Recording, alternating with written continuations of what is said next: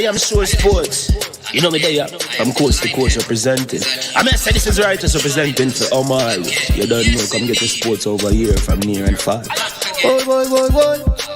Me say I am sure sports, one thing me sure about. When me say sure, that me not doubt. Come get your sports, get it over here. Come subscribe, repost and share. I am sure sports, one thing me sure about. When me say sure, that me not doubt. Come get your sports, get it over here. Come subscribe, repost and share. If me not sure, that me not say it. Know who score, that me not say it. Never know no game play, that me not say it. If me never seen a game, me not know who play. For your sports news, better come over here so. For your soccer news, then come over here so. If you don't love sports, still come over here so. For the day done, you are gonna love over here so.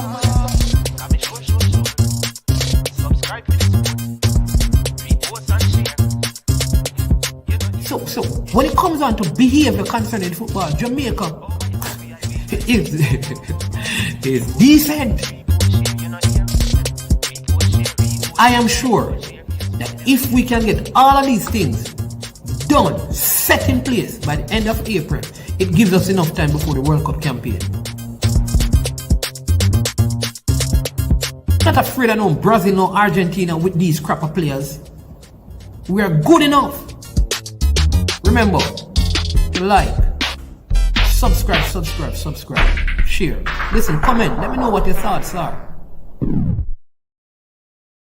Trick Jerk Marinade gives your meats and vegetables authentic Jamaican jerk flavor. The spices are directly from Jamaica. Spices like jerk seasoning, allspice, Scotch bonnet pepper, fresh scallions, thyme, ginger, and garlic. The key ingredients to a great jerk marinade. 0% sugar and low in sodium.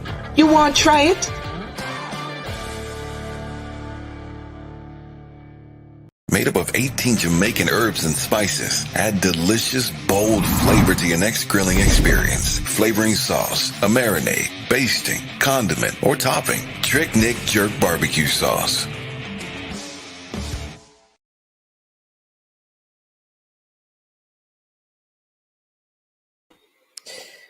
Whoa! Hey! Good evening. Welcome to I Am Sure Sports. I am your host, Maninsman. Yes, and this is the return of the EPL preview show where we look at games in the EPL over the weekend, heading into Monday.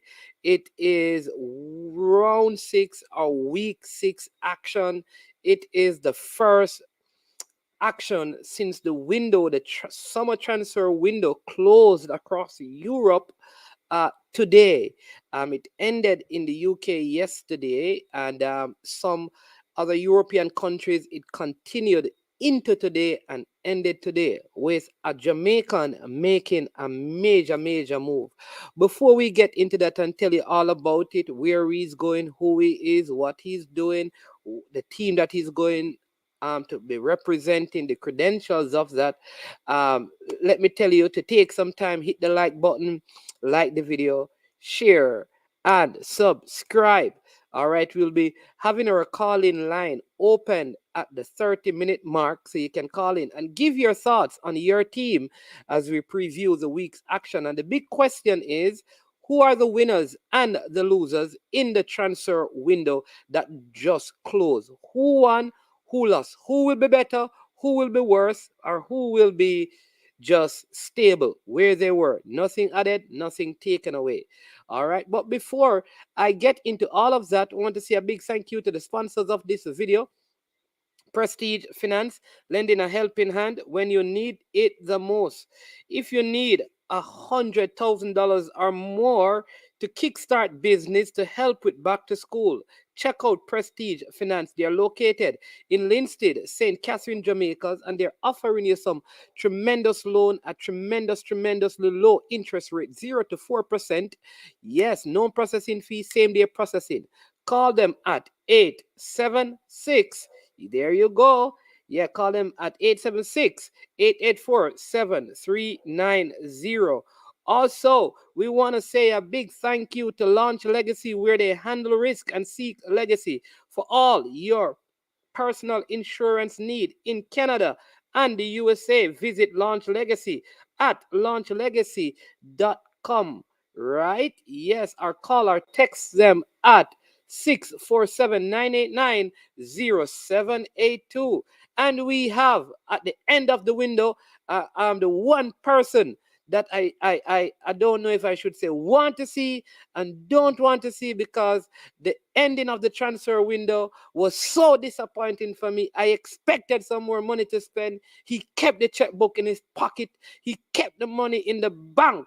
And I'm not sure what is happening. And he needs to explain to me what happened, why my team did not get a CDM at the window. He is my very good friend, the man with all the money at Arsenal Football Club. His name is, you know him very well, Mr. Cronky. Good night, my name's man. Good night. How are you doing? Good. I don't know how I'm doing. I think I'm doing good until Sunday at around 12:30. I'm a little bit worried given all that. No worries. We don't need much to beat Man U. We don't need much. Well, we don't have much right now because the news is not looking good. Well, Villa didn't want my money, so that's why we didn't get a CDM. Oh, Villa refused to take my money. But let's talk about that. Do you think we missed something by not getting at least one player in this closing of the window? We needed two players. We needed somebody on the right, on the wing, and we needed a CDM. People were crying out for Talisman. I was not the biggest Talisman supporter. We tried to get Rafinha early in the window and to compete with Saka. That didn't materialize. But we have to live with what you have. We did really well. I mean, we're on top of the league. So even though people will say we haven't played anyone, we played who they put in front of us. So Sunday is supposedly a big test. I am pretty comfortable about Sunday. I think Lakanga came in and played really well in the last game. So it showed that we have versatility in the team and we have good players. So we'll see what happens on Sunday. Yeah, but we're losing. We could be without Ramsdale and Martin Odegaard as well. When you hear those hesitation, you know they're going to play. If you heard him come out and he said, well, we're going to have to check and see how they're doing. Odegaard came off because McGinn was trying to hurt somebody in that game. I'm telling you, he should have been red carded, Cranky. Yeah, McGinn was trying to hurt somebody because he's trying to show he's tough. They're trying to play us physical because teams always think that we're not as strong. But we beat them with skill. You don't have to always be the strongest person on the block. So as long as you use your brain and your ability. But no, we'll see what happens. I mean, if Odegaard can play, we have Vieira. I'm not comfortable with Turner. No, I think Vieira is they play Smith Rowe instead, but Vieira, I heard Andy Brassard talking about Vieira, and he was extremely positive. We haven't seen Vieira, right? Because he came in with a boot on his leg. And we haven't seen Marquinhos as well. We've seen Marquinhos in preseason, and we've seen him in the under 23. Yeah. We haven't seen him in a Premier League game. But he played well in the under 23, that's why he moved up to the first team. So we'll see what happens. It should be good. All right, everybody's saying that Coach Minzy is. You know what I find, Cranky? All of a sudden, all the Manchester United fans have something to say. Well, it happens when you win 3 in a row. They were very silent.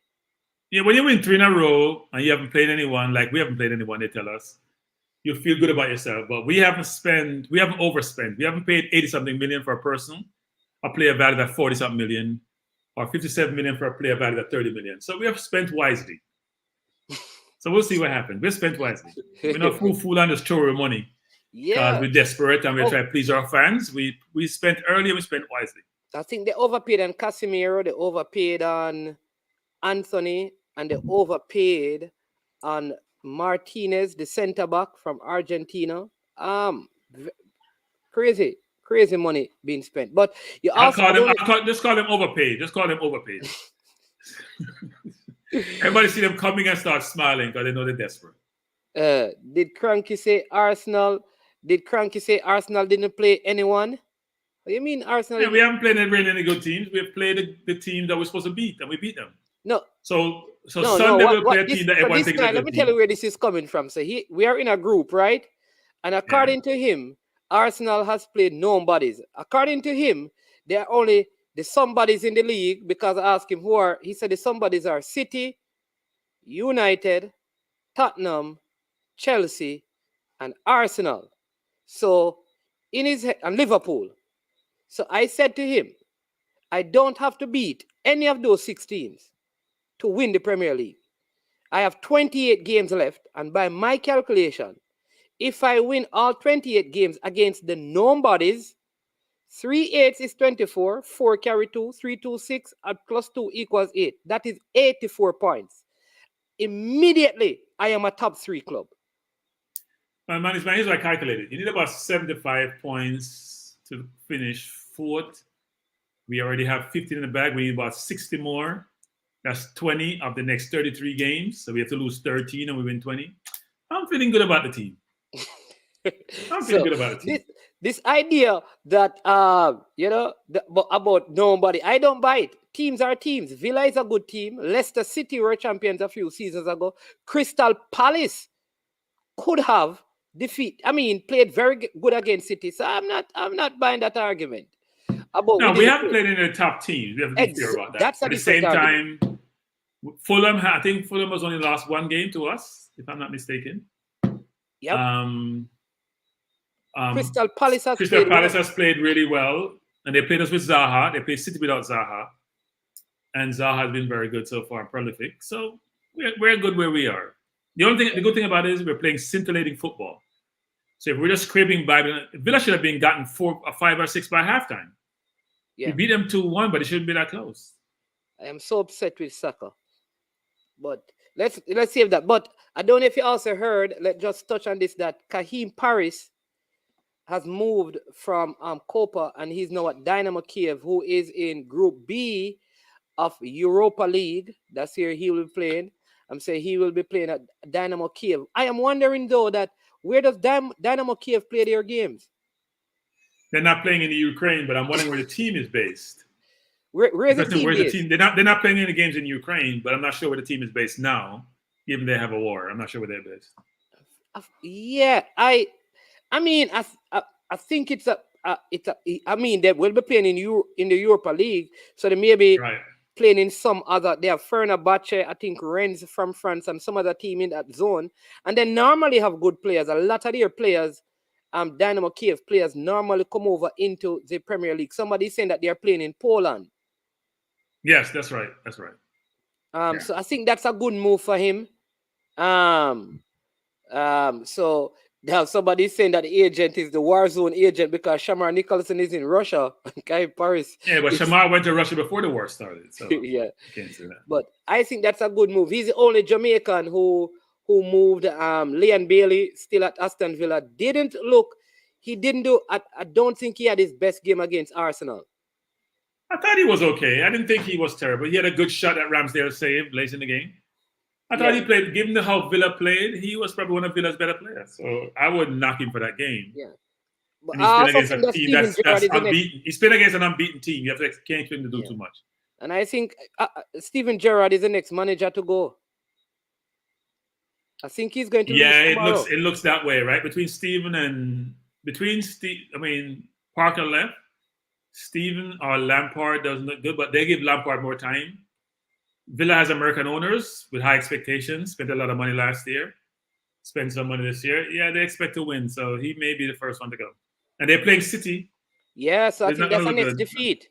Yeah. It may be ugly. They're playing at home, so let's see how they do. Yeah.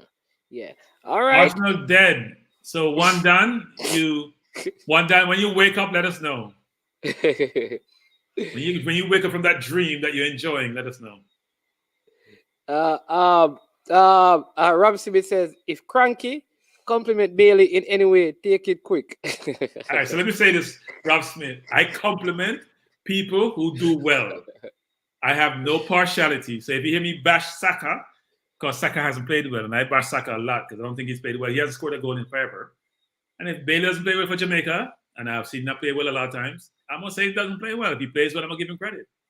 He's one of Villa better players in that game. Villa didn't play well. Coutinho looked a shut up himself. We dominated them. I thought Bailey did okay. Okay, man, giving out score prediction. Tuchel going down as well. Yeah, I don't know. So Chelsea's playing who? I thought Chelsea was playing. Chelsea is playing West Ham. That's a tough game because West Ham has spent a lot of money, over 100 million, and Well, let's go through the fixtures, yeah, Frankie. Let's go through the yeah. fixtures first. The first game of the morning is the Merseyside derby. Everton versus Liverpool. Because I must say this, that Liverpool were very, very lucky to get that late winner against Newcastle, playing without said minimum. Well, I think his name got changed actually, because I was on another stream earlier today, and they were giving me some kudos about rating certain players, and as I said, some people know ability and some people don't.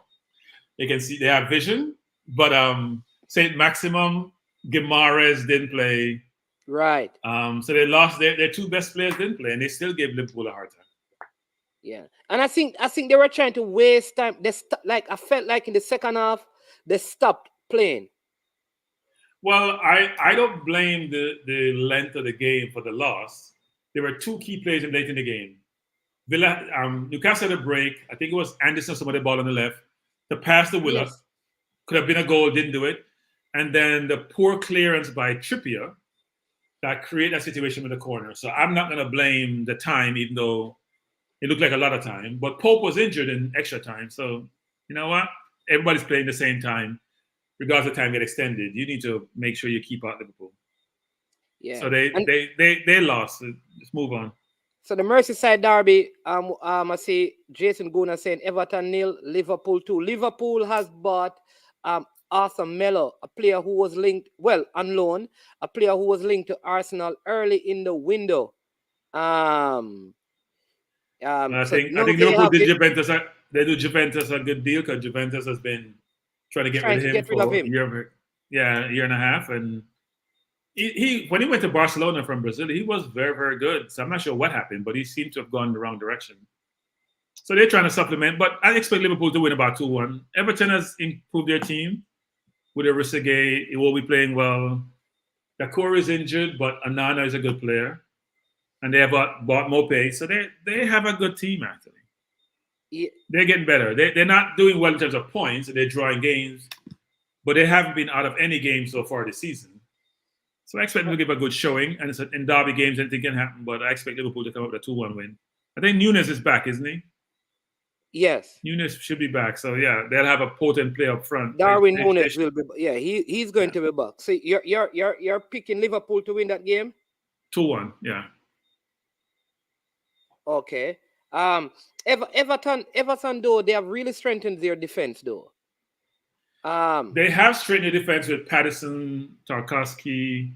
Yeah, they strengthened their defense, but it's still, they have a better team now. They have a better team.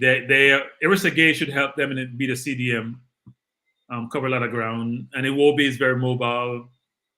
Anana looks like a good player. So, no, they've strengthened their team, but if Liverpool has some of the players recover from injury and they have their full team, they should be able to come up with a victory.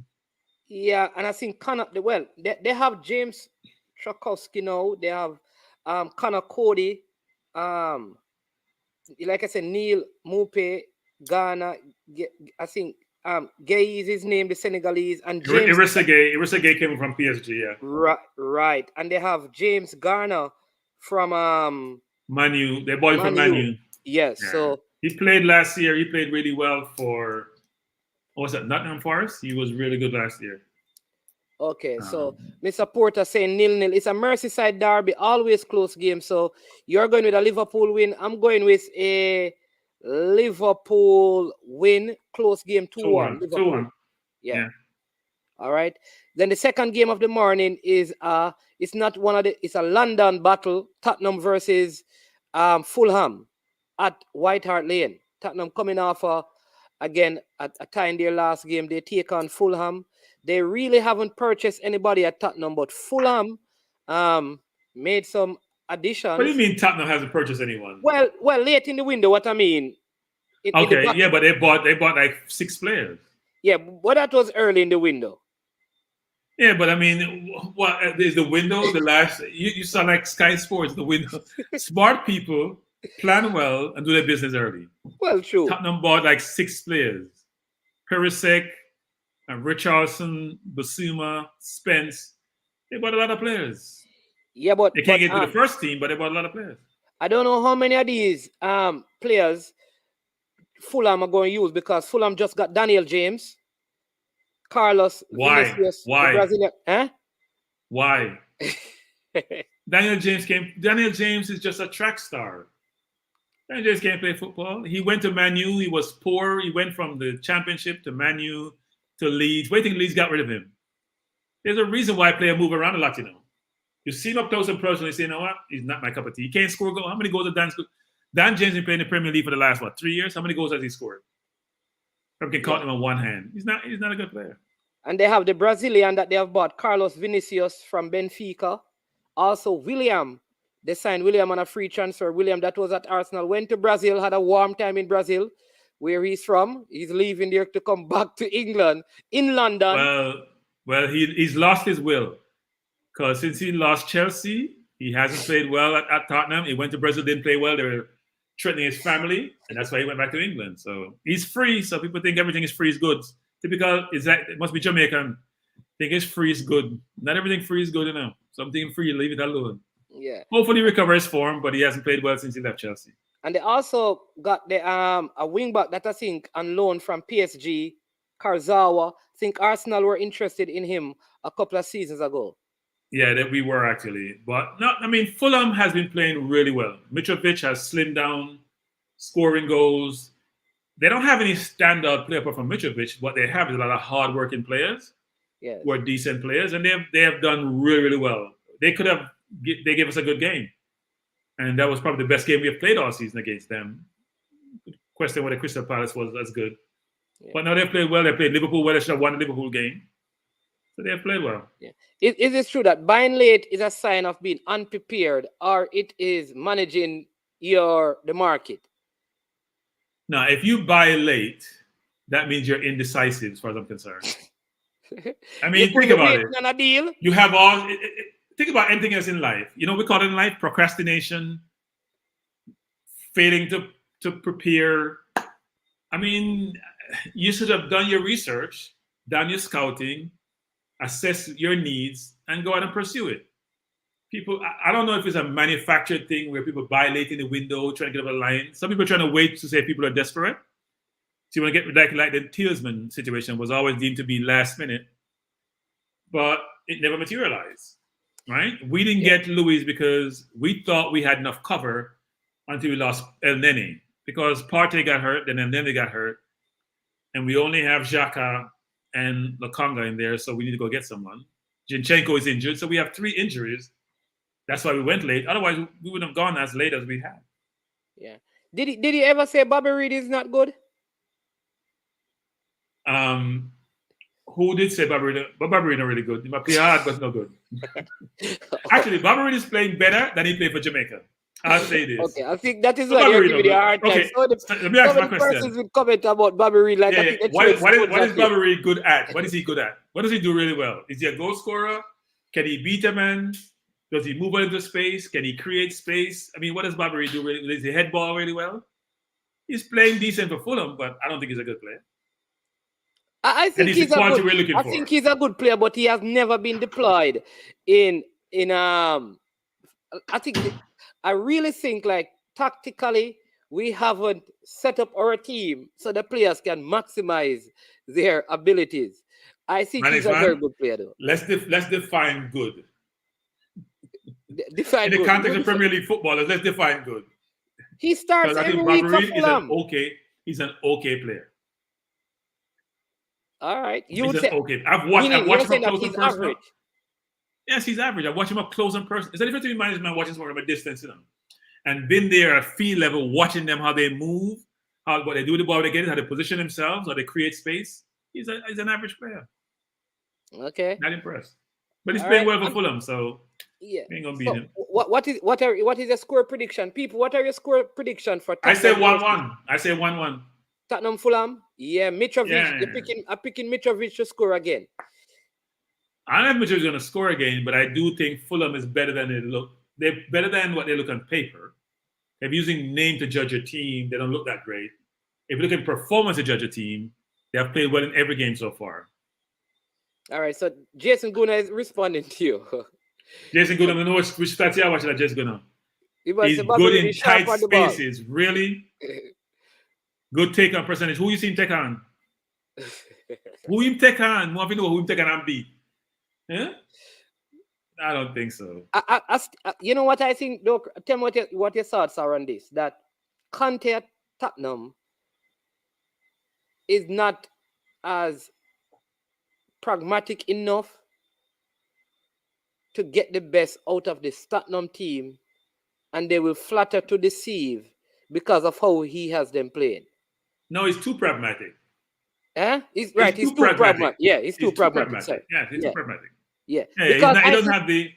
Yeah, he's not as innovative and as creative and as the ingenuity you need to really. As I said, they have no to start a play. He has no creative midfield. When they ask, sorry, I have to put up this.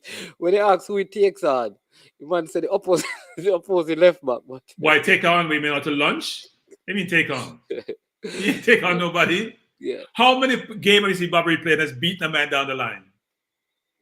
Please tell me which game he has destroyed a left back or a right back, and I stand corrected if that's the case.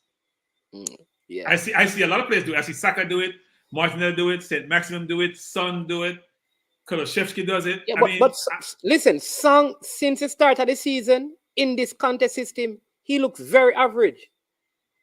Well, he looks average, but he's a good player, so we'll see what that. But he's still taking on people and beat them. I haven't seen Bobby beat anybody in any game.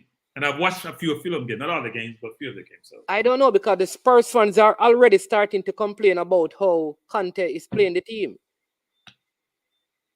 Have they lost any game? Tottenham? Yeah. Yeah, I think so. No, they haven't. They've drawn 2. They haven't lost any. Yeah. Stop complaining. You're Spurs, for Christ's sake. Stop complaining. You're Spurs. You're not Man U. You're not Man City. You're not Liverpool. You haven't won anything. You have won a League Cup in like 11, 12 years ago. You haven't won a Premier League ever. Stop complaining. You're winning. The man got you in the top 4 with a so-so team. So don't complain. Jason Guna, you're going to have to, one of these days, you and Cranky going to have that conversation about Bobby Reed. Those of you in the chat who like to debate online, in your basement, in your shorts, and don't want to show your face, come on the program. We give you the stream. You can debate. Yeah, and take him on that. No, the next game is Nottingham Forest, who has bought the entire Europe into their team, versus Bournemouth, who I don't know if they even have a new manager. I think there's a caretaker manager there, versus Bournemouth, who looks like Leicester and Bournemouth look like the two teams headed for relegation. So, management, I have one vice in life is the Premier League. I don't have any other vices. So, I love to debate. Gunnar, if you want to come on, let's debate. I'll say this: Nottingham Forest has bought 21 players. If they add, what's his name from who was playing at Tottenham, the right back, there'll be 22 players. They only had 15 players to start the season. Nottingham? They only have 15 players. Most people are on loan and/or contract run out. Oh, yeah. I see what you mean, yes. But even with that case management, if you have 15, you bought 21, that's 36. You only need 25, so you still have too much. But they're decent players. Some of them are decent players. So we'll see what happens. They have the Emmanuel Dennis, Chi Coyote, Fuller from Atalanta, the Swedish player, Morgan Gibbs-White, the Wolves player. They have bought the Bordeaux guy, Huang. They have the Brazilian Lodi. They have just gotten Willy Bolly. Lodi was at Atletico Madrid, so Lodi is quality. Played in Champions League, yeah. But just the other day, I remember when Arsenal, like Bade, as well, Josh Bowler, lots of players. I remember the other day, Cranky, Arsenal was trying to get, I think when, before Arteta. How could I forget this game? Emery was trying to get Bolly, and he asked, why would I go to, because Wolves was actually doing well that season. The man asked, why would he go to Arsenal? Yeah, Martinez said the same thing when he left us. He wants to play top 4, whatever it is. And I know what he's doing now. He's at the bottom of the table. But players do that, right? Players will denigrate teams because they don't know what quality looks like or legacy and history look like in quality teams. And we're showing them that, you know what, a lot of players want to play for Arsenal. A lot of players want to play for Arsenal. It's in Yes, London. I was surprised. Has Like a he was history. basically saying, why would I leave Wolves to join Arsenal? That's what the man was basically Morgan saying. Gibbs White is a good player. He's not worth 40-something million pounds. He's not. Morgan He's a Gibbs good White player. from If you Wolves. watch him play with No, Johnston, man, really, I don't think and- he's worth that. no, come on. What has he done to worth 40-something million? Did Wolves just get rid of him? Why is the Wolves bringing him to the team and him starting? He's a good player. He's a young player. He's a good player, but he's not 40-something million player. In which world? Jesus cost 45 million. Sterling cost 40-something million. If that's the comparative when you use in terms of cost, he's not worth it. Yeah, well, I see Aldi and Holmes agreeing with you, saying that Bobby Reed is overrated by the Jamaican fans. He's an average player, he's saying. Well, look, Jamaican fans give their players out of 10, they start with a 5, and then they figure out how to grade them subsequently. So they start off well. Like they probably start Bailey with a 9. And Bailey's performance in Jamaica has been a 5, if that good.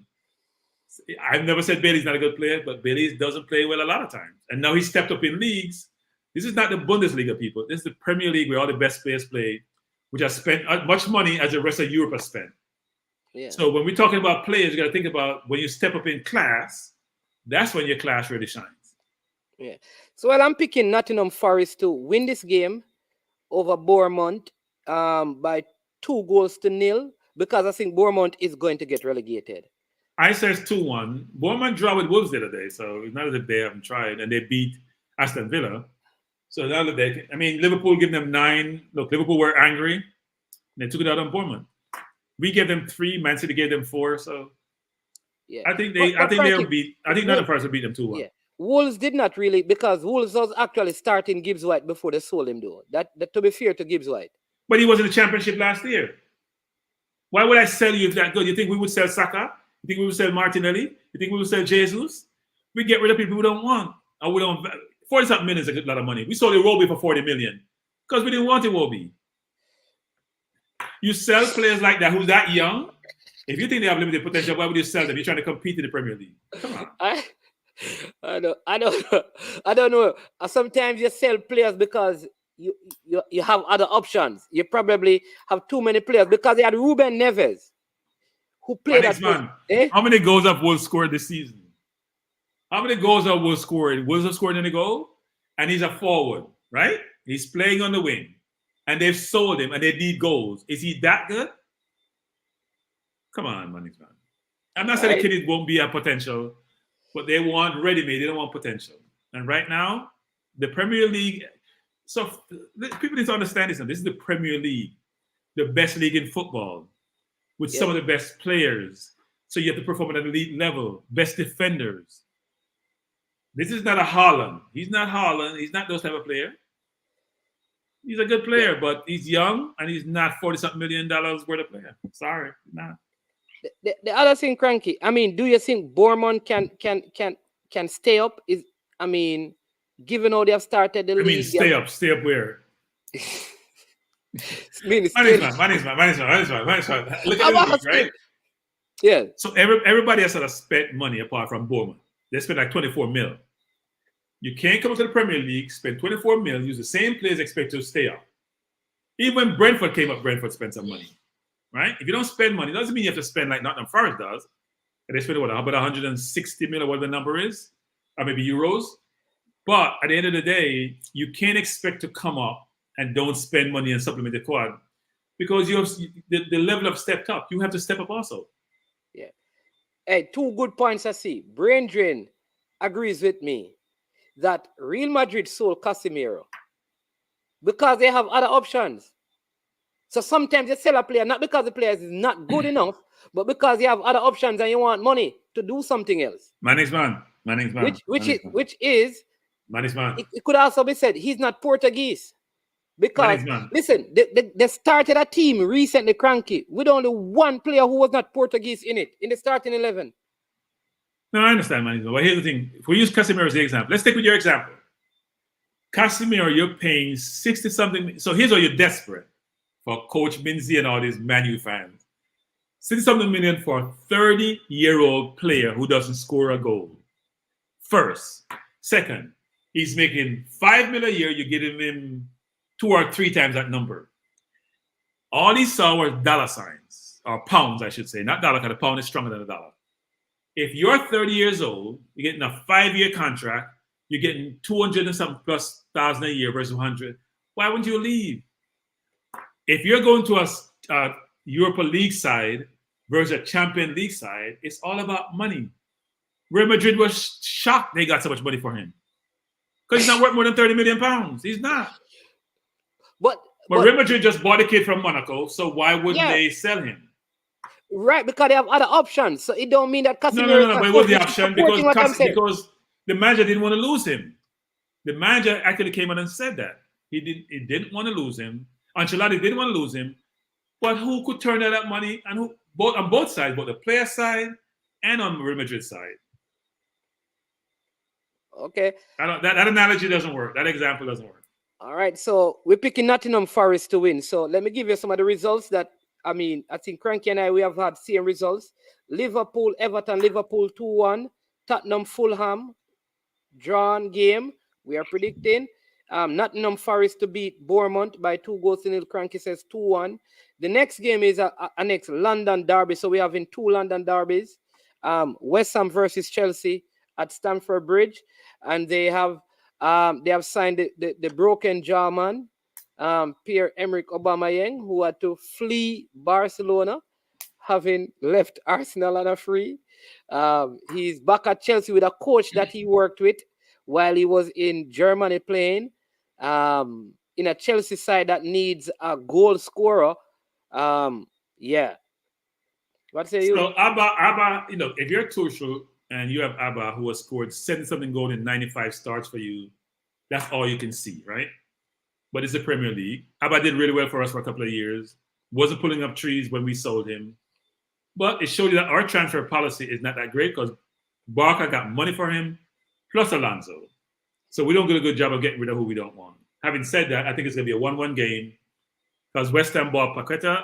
They have bought well. They spent over 100 million in this window. Listen, I think Arsenal should have gotten that player. Maybe he's overpriced, but we can't buy everybody. We can't buy everybody. I think he could have been bought over this whole idea of Tielemans. I think he's a better option than Tielemans. But we didn't go for Tielemans. That means their money was tight. We only went for. I think they're waiting until January. No. Nobody waits for January. Nobody buys people in January. Only my people buy people in January. Now January we need a striker. We got the Abba, and we didn't go. We go for Vlasic. We didn't get him, so we just didn't go for anyone because no one was out there. No one wants to sell in January trying to get yourself in the league, try to win the league or stay up. It's not January. We were going to go for that for Douglas Luiz, because we lost Partey and we lost Elneny. We're going to spend over a budget, but Villa didn't want the money. So, but no, I think this game should be a draw game because West Ham hasn't put up trees this year. Between they played well in their last game. They played well in their game against Tottenham. Yeah. But they still haven't put up trees. Bowen hasn't been at the races. Antonio's getting better. He had a good assist last game, but he still hasn't shown some of the same quality we expect. I'm surprised about the Italian that even we were linked to and the club didn't want to sell him to us. That was the rumor. Schumacher. Yeah, no, he came. He started the last Europa League game, or no, the qualification game they played was a Conference League game. He's done okay, but it's a new league. He has to get acclimated to the league.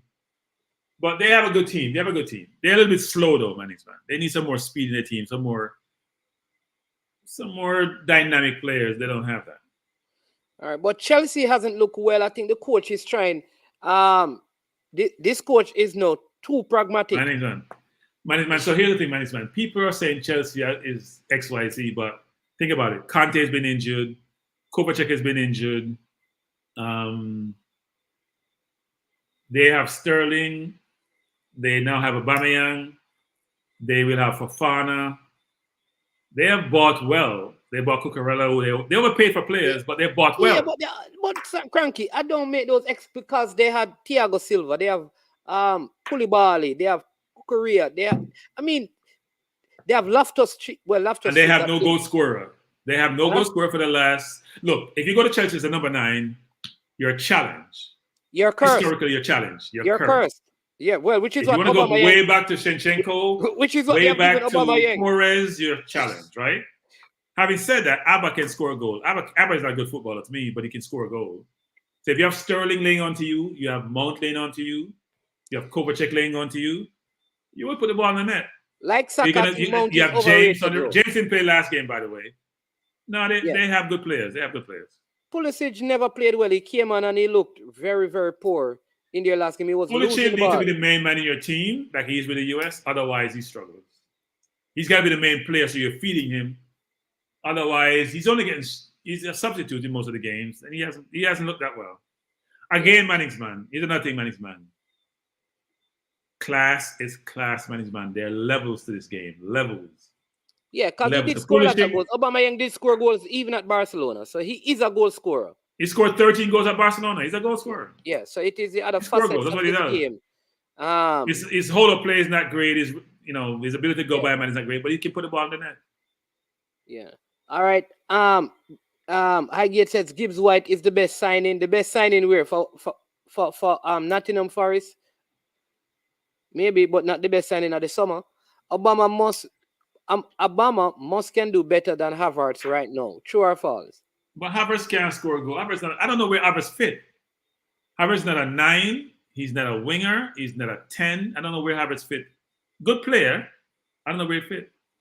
Hey, Jason Gona, I have pinned the link because it looked like everything that Cranky says you oppose. The wage calls a free transfer, Cranky. What do you mean? For us? No, he's not yet.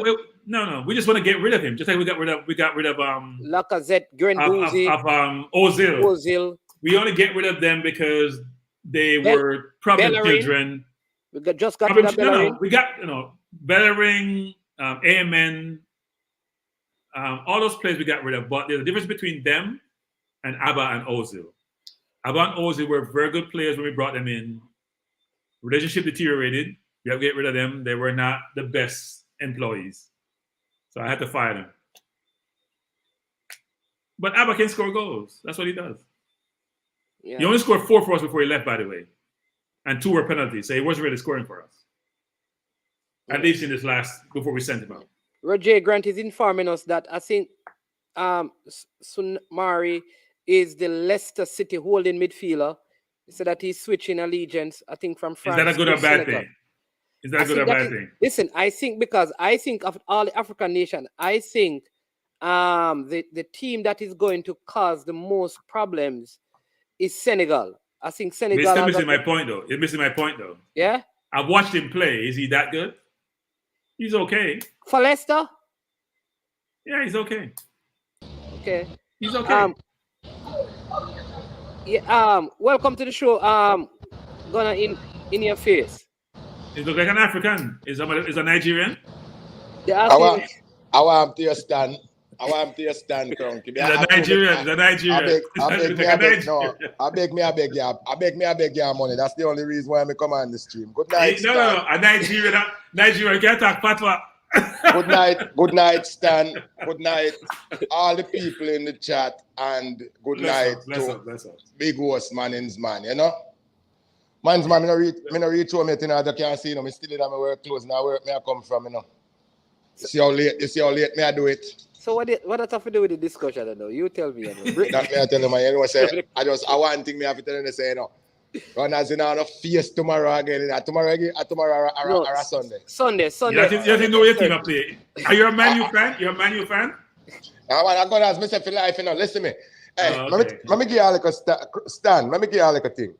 1992, I went to England. My first address was 34 Hatcham Park Road. You have to explain to us what that means. You know, you understand? My first visit to England was in South London, down across from Millwall, where Millwall used to be in a Colaba Lane, brother. Then we leave from there. Hooligan City. Go on. Hooligan City. We call it the ghetto. Right? Down in the ghetto, down by Spanish Step. Then when we leave from there, so now, my girlfriend live over North London. When we go to North London now, you know where we go? right round the corner from Tottenham Hotspur. That used to be Mile May Road. You know what? You don't even know these places. That's ghetto also. That's ghetto also. That's another ghetto. No. Me there in New York, me can walk down to the Lincoln Financial Field in America, down in Philadelphia. So, we always live around the stadium. When I go to West London, I used to go on Victoria Avenue. I used to go on top of my aunt's house and watch games inside of the big stadium, what them call it, the big Wembley. I could go on top of my aunt's house and watch the games inside of Wembley Stadium. That's how global my thing is now. Me come for brag today. I could know say Arsenal now go win the championship, but we are going at top 4. So you see, all I know I go on like on the checks away Friday. How you know we're not going to win the championship? How you know we're not going to win? We don't know who's going to win. We don't know who's going to win, but because we start off so good and all that other little nagging injuries to some players and something, we don't have the depth to fill the place. Yeah. I don't think we are going to make it to the end, but we are going to stay competitive throughout the whole season. We have 5 more games. The next 5, we win the first 5. We have United, I think Brentford, Burnley, Liverpool, and who else coming up? No, Burnley not in there. Burnley in the championship. Well, I don't know who in the 5. I just call 5 names. I know say United, Liverpool, and one other team in there.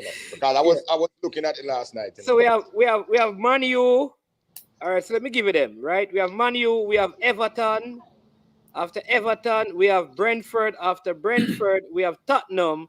And after Tottenham, we have Liverpool. Yes, so a tough run against October is a brutal. We are not going to lose to our. Hello. Say hello to these beautiful ladies at Flavor Touch. The Jamaicans want to say hello. So say hello to the beautiful ladies. Hello, beautiful ladies. Hello. Yeah, Flavor Touch, and a restaurant today. All right. Okay. Young. Yeah, okay. Yeah, we are live doing the sports show. Tell them they're on TV.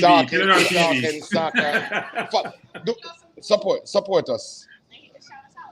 Follow me, and we shout out. Follow me on YouTube. Go on YouTube. Subscribe to I Am Sure Sports. Yes. I Am Sure Sports on YouTube. Follow us right now and make a comment. Let me see you. YouTube. I Am Sure Sports. All right, good as boss. So Jason says the gift and the curse of Rice. Suchek pivot very strong but not much drive. Give me a second, man. Man. Put me back in the.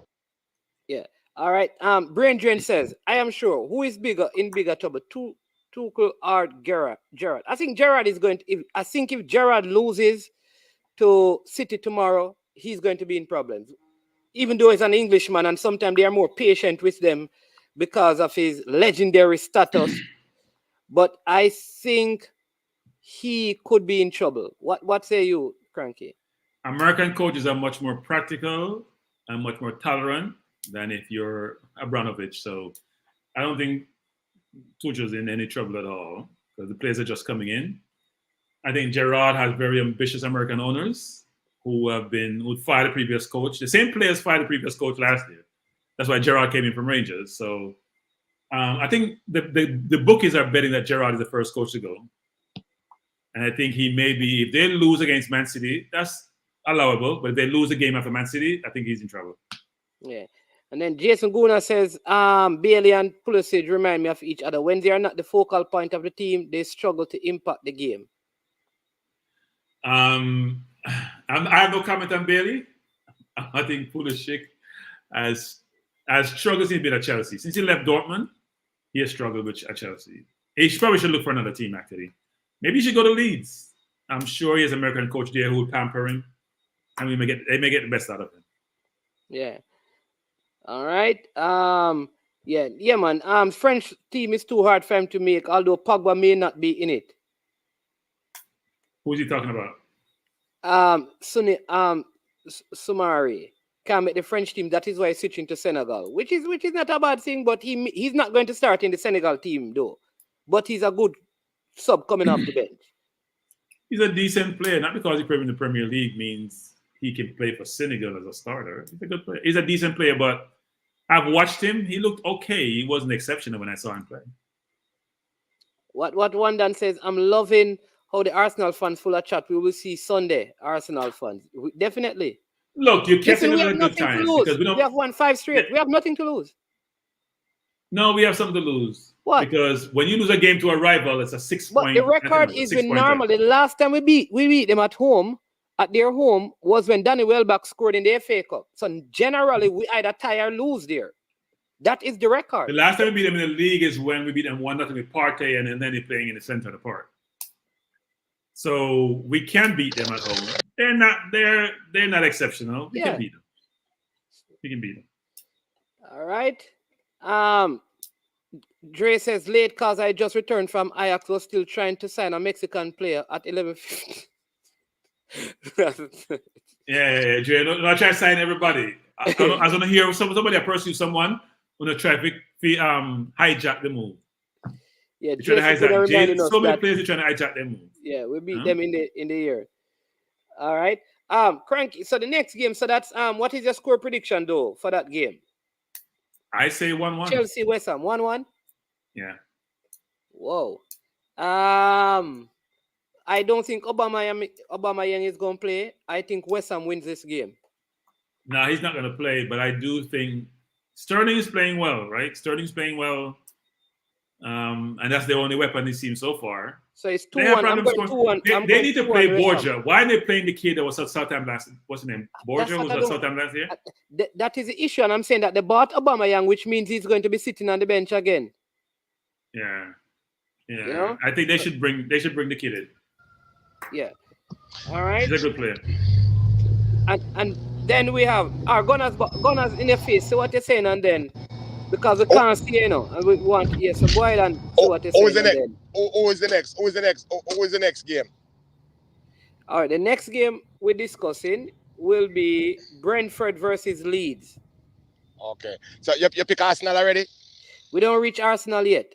Well, I wait till we reach. Let me just make Arsenal pick and come off of the phone because I drive go. Just know say Arsenal play who tomorrow again? Sunday we playing Manchester United. Oh, John, me not even them kind of look like them out to come Man, what kind of Arsenal fan you be? Me kind of like them. Hold on. No, man, hold on. No. You're an Arsenal fan. You ask me who Arsenal playing. Arsenal plays Man U. Oh, all right, Manchester United because what kind of response is that? After five games, we have the next 5. I have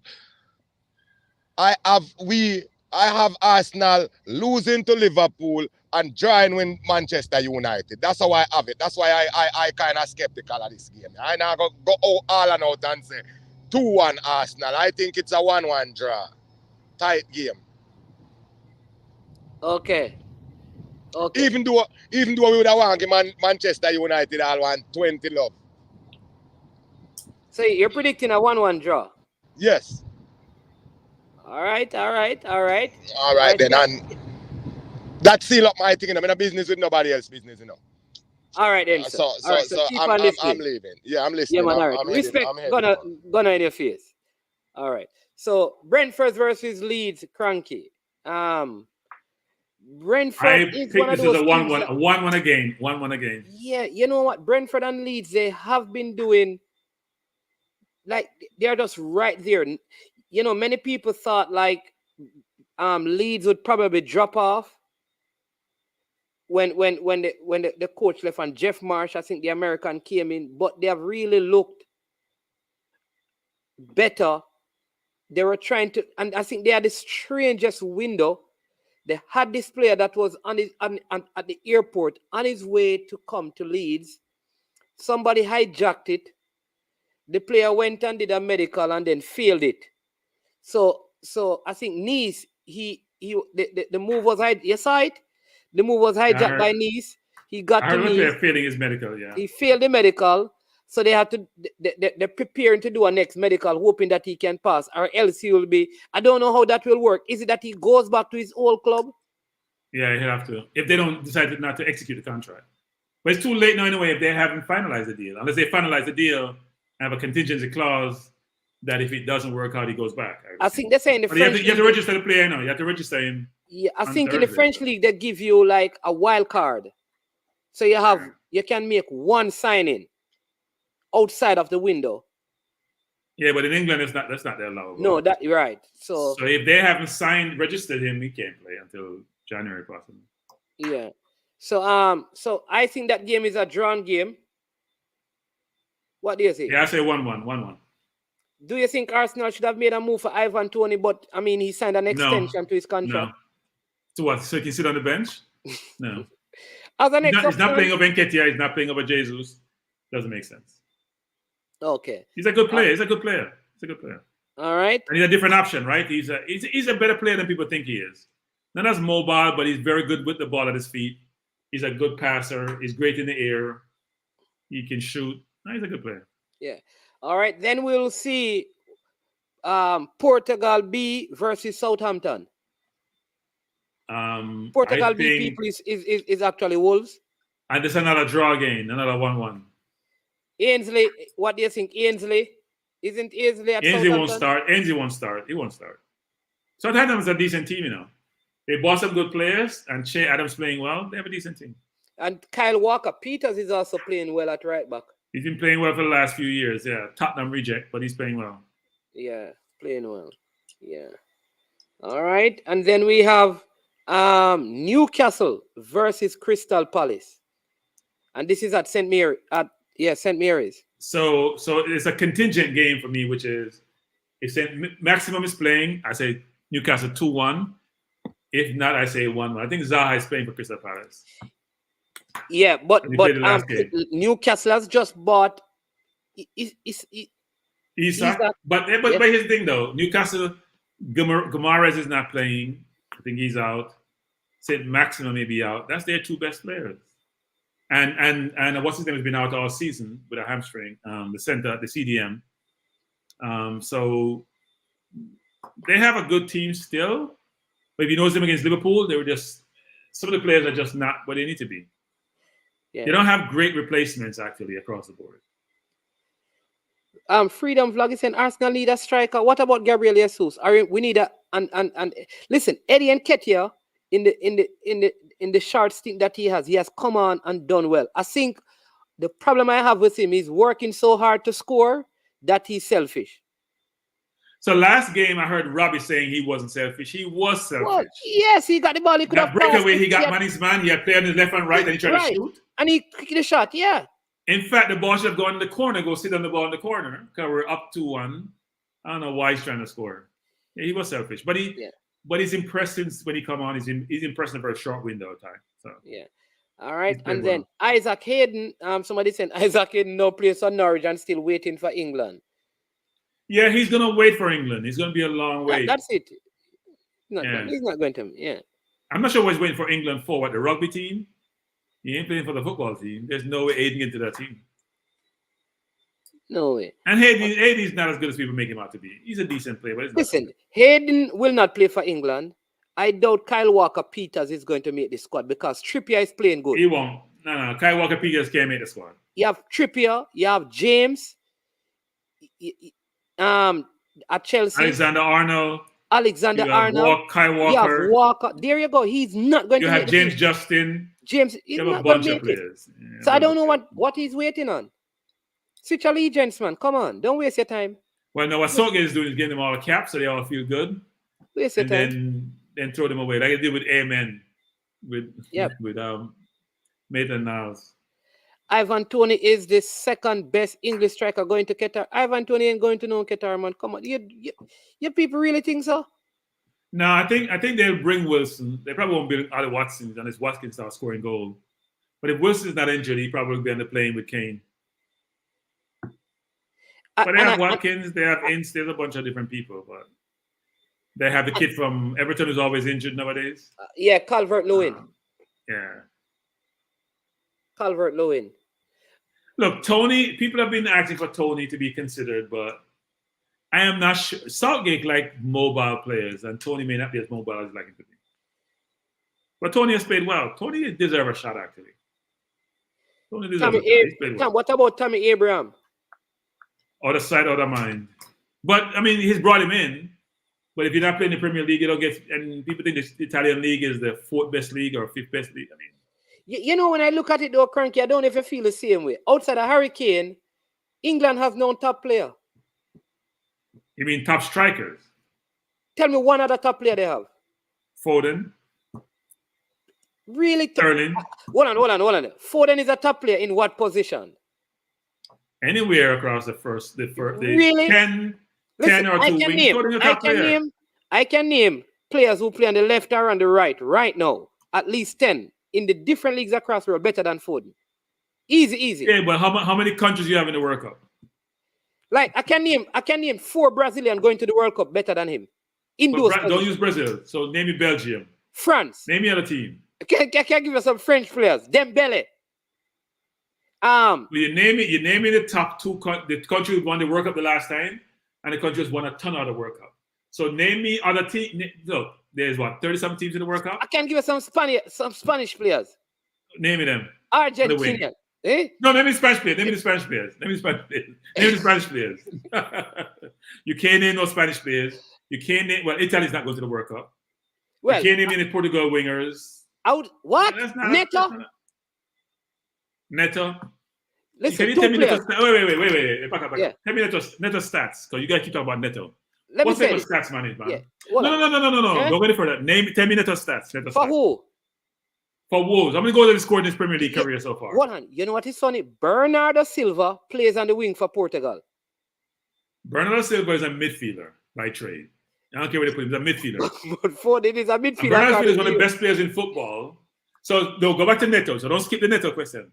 Tell me Neto stats. I want to know his stats. What's his stats? Look them up. I would have to check up that. If he has scored 10 goals in Premier League career, if he has a 1 in 10 ratio, I'll buy you a drink, but you don't drink. All right. He doesn't have a 1 in 10 ratio. No. Listen, there are 2 players. I would say Hurricane, Raheem Sterling. What about Rice? No. Like when I think about the CDMs in the world, I don't think Rice is in the top 10. So I think Foden, Rice, Sterling. I will give Kane. Sancho. I would put Sancho. Wait, no. I'm not finished naming yet. Someone name players who are world-class players. Well, now world-class are overused. Very, very good players. Walker, all the right backs. James, Walker. Alexander Arnold can't defend, but he's a good offensive player. Can't defend to save his life. Rice, Sterling, Foden. They have a lot of good players. No. All right. Let me tell you what I believe. Let me tell you who I believe, like who are the standout players. Because even Brazilian, I don't call certain players. They are good, but I like standout players. When I look at the English side, like I said, that when I look at Belgium, I can say about Kevin De Bruyne, the goalkeeper, very good. Thibaut, Courtois. World class, right? You can say even Lukaku. Really? For Belgium. So you can't be partial in your commentary, no. You can't say this person is really world class. No. Even Lukaku scored 5 goals at Chelsea. Lukaku is a very good forward, and plays well for Belgium, other than he plays for Chelsea, and plays well for Inter in a subpar league. But you gotta be careful with your analogies and your assessment and your comparison, because some of the Premier League, you watch them in the management, Premier League versus Italian League versus Bundesliga versus La Liga. Different league, different quality of players. England players don't travel because they don't have to. French players travel. Spanish players never used to travel, they start traveling. Italian players don't travel for whatever reason. But some people don't have to travel, management. So all you see them with the best players, they may not look as great against the best players. Okay, fine. So when I look at the England side, I can say they have good goalkeepers. Right. At centre back. I'm not impressed with any English goalkeepers. Really? No. I think that Pope is a very good goalkeeper. Can't use his feet. Today's football, if you can't use your feet, I think Ramsdale is good, but he has a mistake every game. Every single game, man. It just hasn't cost him yet. And I hope it don't cost him on Sunday. All right. So, but when I look at centre back, they don't have proper centre backs. I'll agree with that. The center back, the best of all the center backs now is the Crystal Palace youngster. Crystal Palace young. Oh, Gui. Yeah, but he's not in the starting team. There you go. They have a lot of good wing backs. You know, Mitchell is good. They have a lot of good. Can play on the left. They are loaded with good white players. Yes. In the CDM, there's Declan Rice and the injured Calvin Phillips. Right. When I match them up with the two French midfielders, or Toni Kroos, or Fabinho from Brazil, like it's like different class. But money's man. Here's the thing. Sterling and Foden, I will give you an hurricane.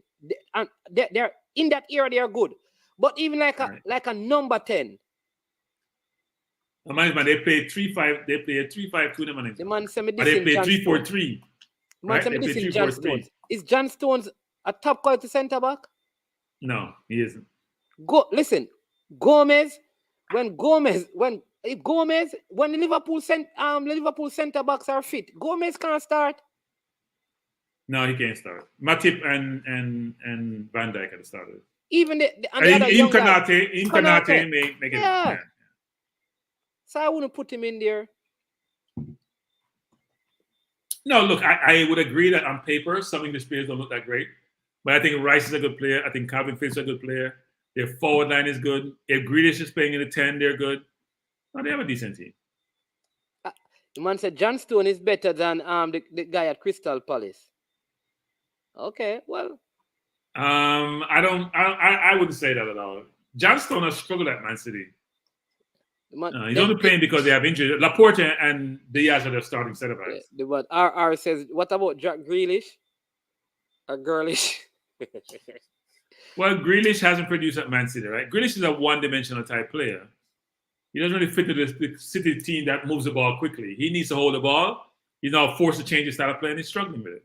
Brethren, you know, I would say to people, you notice I don't even call Ben White because I don't think, when they're talking about the top centre-backs in the world, Ben White is there. I don't think you're talking about the top wingers. Even Saka from Arsenal is in it. And he's an Arsenal player. I'm not going to call their names. See, France is an African team, so it's hard to compete with France. You know, it's an African team, right? When you think about Vinicius Jr., Rafinha, Anton, that's a different level. Brazil has a lot of exceptional players. Brazil and France, two African teams have a lot of exceptional players. That's what they have, a lot of athletes, Spanish man, with skill. Dangerous combination. So Newcastle Crystal Palace, you're predicting a draw as well? Yes. I'm predicting 1-1. All right. Aston Villa, Leon Bailey goes up against Manchester City. Leon Bailey, Aston Villa, Steven Gerrard under the cosh. That's what they say. So I say 5-2. 5-2? Yeah. Man City have been giving up 2 goals in games, 2 to Newcastle, 3 to Newcastle, 2 to Crystal Palace, who they give up 2 to again. So they've been giving up goals. So I'm going to say 5-2. Yeah. I think Bailey will score. Okay, Jason Guna is predicting City 4, Aston Villa 0. Is Steven Gerrard under any threat if he loses this game? No, next game.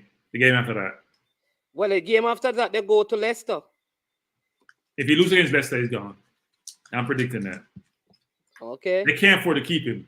Man, when you play 7 games and you win 1 or you barely have 3 points on man. I want to start panicking, you know.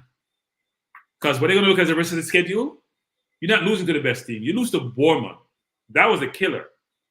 You lose to Bournemouth. You can lose to Arsenal. You can lose to a better team. But you lose to Bournemouth and Leicester, who are at the bottom of the league, not a good look. Okay, so you say if he loses... He loses to Leicester, I think he's gone. Okay. I can't see him surviving. I think somebody saying a Crystal Palace. Yeah, listen, I saw the Crystal Palace team, and it is Anderson. The centre back was, I think, the only white Caucasian on the team. Yeah, look, I think Vieira is a French international. He's used to picking players just based on what he sees. Some teams like France, the country, or teams like Arsenal, frankly, or teams like Crystal Palace, you know, they source players from different places. So you wouldn't be Arsenal used to have a lot of French players, so you wouldn't be surprised about the constitution of their team. But teams like Burnley, for example, is always the opposite.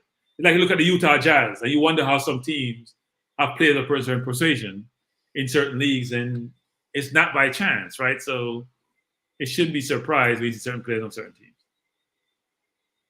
I don't understand this one. Right back Ward, 2 White. Somebody can be 2 anything. You play the player based on their capability. Ward is the other better right back.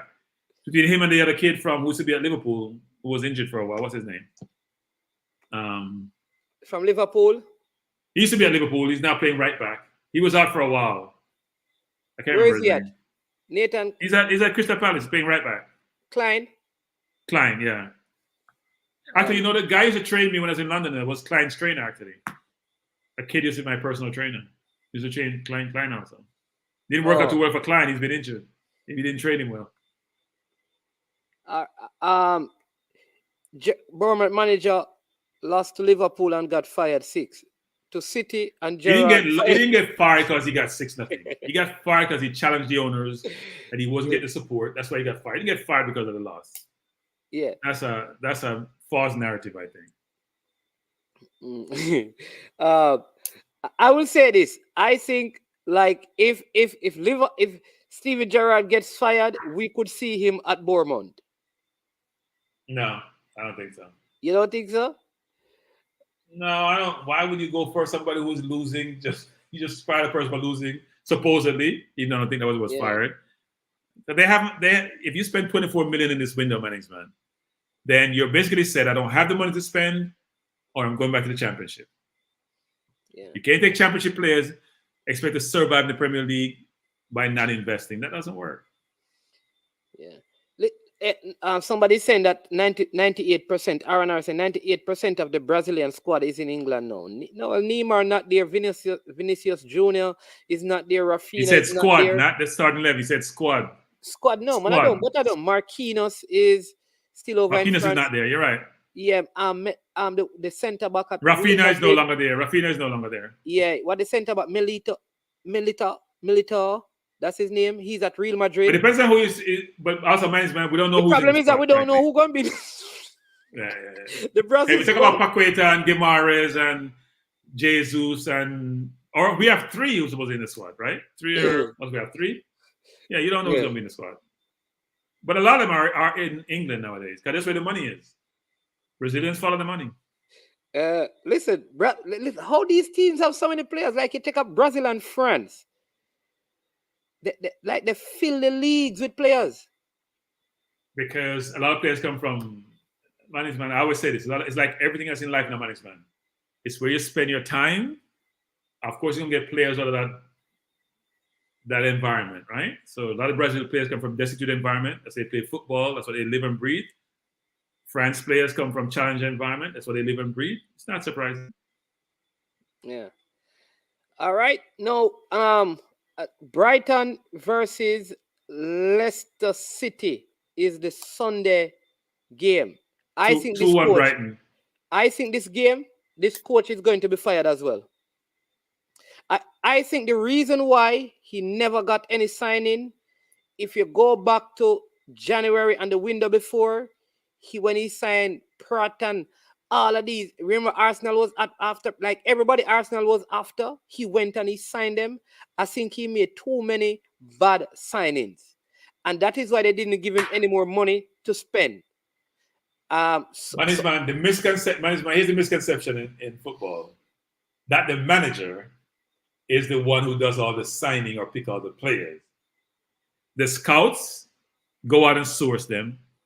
There's discussion, and if you have a technical director, like you said, Arsenal, you think who made the decision, Edu or Arteta? Edu bring in the players and say... Edu and Arteta. Exactly, but Edu bring the players and say, we see this one, I like him, what do you think? And it's a consensus decision. Brendan Rodgers is not making all decision at Leicester. If he was, he'd go out and buy all the players he wanted to buy. Somebody's doing the scouting and bring the players to him, and he's saying yea or nay. And sometimes, even when you say nay, they still buy them because Conte said he didn't buy Spence. He didn't want Spence. Levy bought Spence. Yeah. Everyone finish his English quota, but the manager doesn't always make all the decisions. I think it's Yeah, I think Brendan Rodgers probably will get fired before Gerrard. It depends. Depends. Listen, where is Leicester? Leicester at the bottom of the league, you know. Leicester's had a tough look. Leicester's had some. Brendan Rodgers have excuses. And they're not playing good. Between Tillemans and Fofana, it disrupted the team, right? So that's what he can always make that as an excuse. Yeah, like this one. Rodgers is going to end up at Aston Villa. That's possible. Even though I don't think you should fire a coach who's just been fired for losing. Mr. Rodgers is a fraud. I call him Kenny Rodgers, you know. A long time I'm telling people that is good. When I saw his failure at Liverpool, I call him Kenny Rodgers, and people say I'm this man didn't fail at Liverpool. Gerrard slipped. Slipped. What do you mean saying man never failed at Liverpool? The man flopped at Liverpool. Gerrard slipped. They could have won the league that year. What about this one, Cranky? That's a tough one. Because Silva is playing well, Marquinhos is playing well. It's possible. It's possible. Is it what is the Real Madrid centre back name? He's a Brazilian. Is it Militao or whatever his name is? He's playing really, really well as well. Yeah, he's playing well. I mean, Brazil has a lot of options, don't they? Think about the wing. Anthony may not get into that team. Or Martinelli may not get into that team. If you think about Rafinha and Neymar and Anthony, there's just a lot of players. I think Martinelli may struggle to make it. He will struggle to make it. Yeah, see, Militao is his name. So he's saying Silva, Marquinhos, Militao are definitely there. So they need one more centre back. Depending on how Gabriel Magalhaes goes, he could. Silva's playing well. Yeah. Even though he's like 37, whatever the age he is. And you know, there's probably some other centre back somewhere that we don't know. You know, we're not paying a lot of attention to because they have a lot of players, man. They have a lot of players. Yeah. Players. So there could be someone playing over there. There's a guy called Bremer who is playing in Italy as well. I think that's it's probably more challenging at midfield. Think about their CDM position with Casemiro and Fabinho, Guimaraes. They have a lot of players. In every position. They can probably produce, apart from centre forward, where they never really have great quality over the last number of years. Yes, you have Rodrigo at Real Madrid as well. You have Bremer at Juve. Well, Vinicius Jr. and Rafinha are probably, and then you have Richarlison. They have a lot of players, man. They have too many players. They probably have 10 wide players they could put in the team. Yeah. So it's going to be tough. I think like Martinelli may miss out. He will miss out probably. Yeah. As good a season, unless he can continue scoring right up until November. So much competition, man. Vinicius Jr. and Neymar and Rafinha are locked, aren't they? And then you have this guy who is at Real Madrid as well. He's not a lock. He's not a lock though. He's not a lock. What about Fred? Fred is not a lock. Fred is a starter. But Fred is not a lock. Given how things are going, he's gonna be on the bench for Man U. He's not a lock anymore. Think about it. Yeah. Guimaraes and Paqueta will be playing regularly. Casemiro will be playing regularly. Fabinho will be playing regularly. How are you going to play Fred? When he's going to be on the bench for Man U for the entirety. Because Man U don't rate Fred. Brazil may rate Fred. Man U doesn't. I don't see how Fred starts are getting the team. Yeah. This is the guy, Barbosa. Barbosa was the one starting in the campaign, and he's going to be here. Management, they have a lot of players, management. A lot of players. Too many players for that matter. So the coach will struggle to pick the 25 or whatever number you use. Because a lot of people say that Kante will not be making France team to the World Cup. If Kante is fit, he's going to make any team. No, they said that with the two guys at Real Madrid, he's not going to. That's what I'm hearing. If Kante is fit, he's going to make any team. You think so? Hold on. I can't pronounce his name. The new one, they're at what's his name, man? Man. And Kamavinga. Man. It's like England when everybody called for Grealish. Coaches go with dependability, who they know. No matter how hot the new young thing is, you're gonna go with what they know. Kante, if he's fit, plays. One the first name on the team sheet. apart from Mbappe. This is his name. I know he's a hot young person who just came over from Monaco, who's at Real Madrid. But Kante gets in over him. Kante plays if he's fit. No, and then you have the guy who is at PSG. What is his name? Oh, jeez. France. They have some good CDM as well. They have a lot of players too. Right. It is not Diego Costa. It is Douglas Luiz. Douglas Luiz. You're talking, Dre. Luiz gonna struggle to get that team. Yeah, I don't think he's not even starting for Villa. Villa is not starting. They started Camara and they started McGinn. They're not starting. Will Coutinho make the team? No. Oh. No, I don't see how Coutinho get that team. Coutinho just shut up himself. Yeah, you see this youth named Fafana at Monaco. Big player. Hey, France have a lot of players as well, you know, especially in midfield. France have a lot of players everywhere, man. You had a Rolls Royce on the bench when he played. He's getting more game time, but Saliba wasn't a guaranteed starter. He probably would be now. He would probably be now, but Saliba, he wasn't a guaranteed starter. Centre back. But then you have up front now. You have like Mbappe. You have Griezmann. You have Benzema. You have Diaby at Bayern Leverkusen. You have one at Dembele. You have Coman. You have Coman at Bayern as well. You have a lot of players. I keep telling you, a lot of players. Pogba may not even play because Pogba is injured, so Pogba is probably out. So yeah, and I hear that he could be in some problems with the whole Mbappe thing. And that France is known for those situations. Benzema and the other player with blackmail. And Kuku as well. Kuku is a very good player. Yeah. Very good player. France team, this is going to be interesting. So you're picking Brighton for the win? Yeah, I'm picking Brighton 2-1. when Pogba done obey them, it's first round France. France always have problems because they have too many good players. They always have dissension in their team. The final game of the weekend is the big one, 10:30 on Sunday. The resurging Manchester United against the undefeated, the only team to not drop a point this season, Arsenal. So if we had our full squad, our full team, if we had our full team, I would pick us to win. They have improved their squad, and we have lost players. And we don't have Partey in the middle of the park to dictate play. Lokonga is playing well.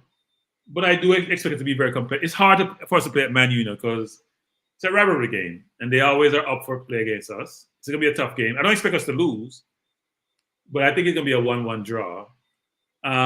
They have to figure out how they're going to play, right?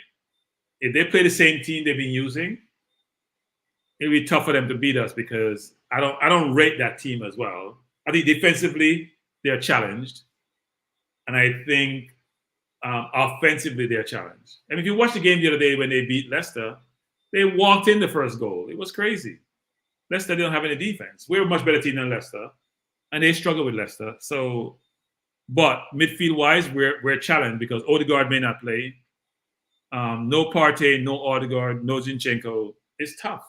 And those are 3 starters since we've started the league. So I do expect us to do really well. We have played well in every game we have played. We're not up just only 1 game. We have dominated possession. It'd be hard to do that against them. If they play Anthony, I think Tierney will struggle. I don't expect him to start. But I expect a 1-1 draw. That's what I'm predicting. All right. So I think it depends on what we do. I think if he goes with same Sambi Lokonga and Granit, which still, because he still took the risk of allowing Granit to push further up the field. Because again, people don't realize that a lot of the goals that Arsenal have scored, Granit Xhaka have been instrumental in terms of probably the first. So what he does is he plays 3 at the back when we go forward, right? Yeah. So what happened? Ben White stayed back, the left back moved into the midfield, and Xhaka played like a falls wing, falls inside, so almost aligned with Odegaard. So what he's been doing is he's comfortable in his defense between Gabriel and Saliba, and he moved Ben White as a center back. So I'm not playing 3 at the back actually when we go forward on the left. Yeah. I would start. The one change I'd make is that I would not start Ben White. I would start. No, I start with Ben White. No. Money. Actually, there's a person who stick to the norm. He's a creature of habit. He's gonna start the team they started the last game. That's what he's gonna do. No change. Unless there's injury to Odegaard, then Smith Rowe comes in for Odegaard. Otherwise, he's not changing. I heard Ramsdale may also be injured. Yeah. But he was pulling his hamstring, so Turner would play, and I'm not confident in Turner, actually. I think Turner, though, is better with his feet than Ramsdale. I don't know what Turner is better with. I think Turner hasn't shown he's good with anything. Listen, I think he's Ramsdale is just a one mistake. Levels again. I'll do it. Talk about levels again now. Levels, man. So Turner, second best shot stopper in the MLS. He looks like a fish out of water playing in the preseason. Yeah, that's adjustment. Levels. Listen, Ramsdale do some madness sometime in a cranky. But Ramsdale command his box, apart from the last time when we played against Villa and he gave that corner as a goal. No, that was a foul. It was a foul, but you can't manage, man. It's subjective whether it's a foul or not. The guy had his hand around him. So tell your defender, come take him off you. I'll push him out the way. It's not rocket science. I don't know. I can't blame him for that goal still. It's not a foul, man, because it wasn't called, so it's not a foul. So when you have foul, if you get called as a foul, it's not a foul. Yeah, this is a good one. What about the new midfielder? He could start over. You think Arteta would start him if Odegaard is injured? No, he's not starting. He's going to start Smith Rowe. Look at his changes, man. He hasn't brought in Marquinhos and he hasn't brought in Vieira in any game so far. They may come into the game if Saka is injured, but he brings in Smith Rowe, he brings in Nketiah, and he should bring in El Neni. That's this changes. And he'll bring in what's his name when we're late in the game, the center half. Well, I don't think he's that good. He'll bring him in Rob Holding. He'll bring in Holding late in the game. Money. His strategy is the same every season, every game. Doesn't change. Not starting Vieira. So away at Man U, are you out of your mind? That's not happening. Now, Vieira's played Champions League football, but he still may not be. I think Arteta uses training to help judge his view. And people like Nketiah, can you imagine Nketiah in training running around like a little puppy 24/7? He loves that. So he plays those players. All right, people, please hit the like button, man. Why the football fans are like that? You know that the track and field fans, as soon as they come on, they just hit like button. The football fans are done. What are you waiting on? Hit the like button, man. Maybe they don't like it, man. They can't hit it, they don't like it. Maybe if they hit the dislike button, they will hit that button. Alex is upset with the people because they're talking like every time they talk about Obi and they call St. Thomas. That's what he's trying to say. Who spoke about Obia? The Paul Pogba situation. I think that's what they're talking about. Oh, it's not. There's no such thing as those. Those things are just superstitious people. But let me say this though, Cranky. I think Manchester United comes into this game overconfident because of their recent results and take too much risk, and Arsenal beats them. I don't think they're overconfident. Why would you be confident playing a team that hasn't lost a game? I think they're more confident they have been, given their last 3 games. Sorry. I think they're more confident. Somebody calling me. I think they're more confident, but no, I don't think they're overconfident. Yeah. So that now happening, man. I am telling you that this Manchester United side, because of their recent result, are going to come into this game overconfident, and Arsenal are going to beat them. I am telling you. So I am picking Arsenal to win by 2-1. 5 games of Manchester United, 5 goals. They don't create a lot of chances. It's not like you can say, oh my God, look what they missed. I think Rashford probably has missed. They have not been creative enough. They have been better in the midfield, but even in their last game, they didn't create a lot of chances, So here's the thing. I think defensively they're suspect. I don't think Dallo and the new kid or Martinez is a good defender, but he's too small. I don't think defensively. I think offensively they're okay. Even though you should be right, they don't create a ton of chances. I think in the midfield, if Casemiro plays, they'll be okay. Yeah. And with I don't think like Fernandez. I don't think the what's his name, Varane, and Varane to me is overrated. And I think this Martinez guy, he's going to have a warm time dealing with Gabriel, and he likes to tackle. I would say this is that if I look at the two teams, I'm always it's Man U, man. Just like how Liverpool played Man U, and Liverpool's a better team, dominate possession, 70% possession, and still struggle, even though they're a better team that day. It's the same thing. I think we're the better team, but we have lost some good people. And they'll play us hard. But you're right, we should win the game, frankly. But the game is not played on paper. Because on the field, it's a whole different story. I'm still going to see a 1-1 draw, even though I expect us to win. Because you're right, on paper, between Jesus, Martinelli, and Saka. Our defense between Saliba and Gabriel, White and Tierney. But in the middle of the park, we're okay. I don't think we're great. Let me tell you what plays, Manchester. Yes. Manchester leaves this guy called Malacia one-on-one with the wingers. I don't think he can manage Gabriel Martinez. He plays high. He plays high in there. This is interesting. He plays very high. I am telling you, he's going to struggle. He's going to struggle. Yeah. He played Salah well, so we shouldn't say going to. We have to see it. But Martinelli like to take on people, so it should be a good battle. Yeah. Definitely fresh God. We will see come Sunday. Obviously. KR Shevzo says 0-0 draw. I would not be surprised if it is a drawn game, but I still see Arsenal having the opportunity to get it better. Look, I'm sure Liverpool thought the same way too, man. I do think that on paper, even with the midfield losses we have had, we're the better team. Mannings, can you call Andre Vertu and get an interview with Xavi Tamarit? He could give some insight on his book about tactical periodization. All right, cool. Eagle Republic, will you get people? Because people don't. Listen, when they do them videos, they are 200 views in Eagle Republic.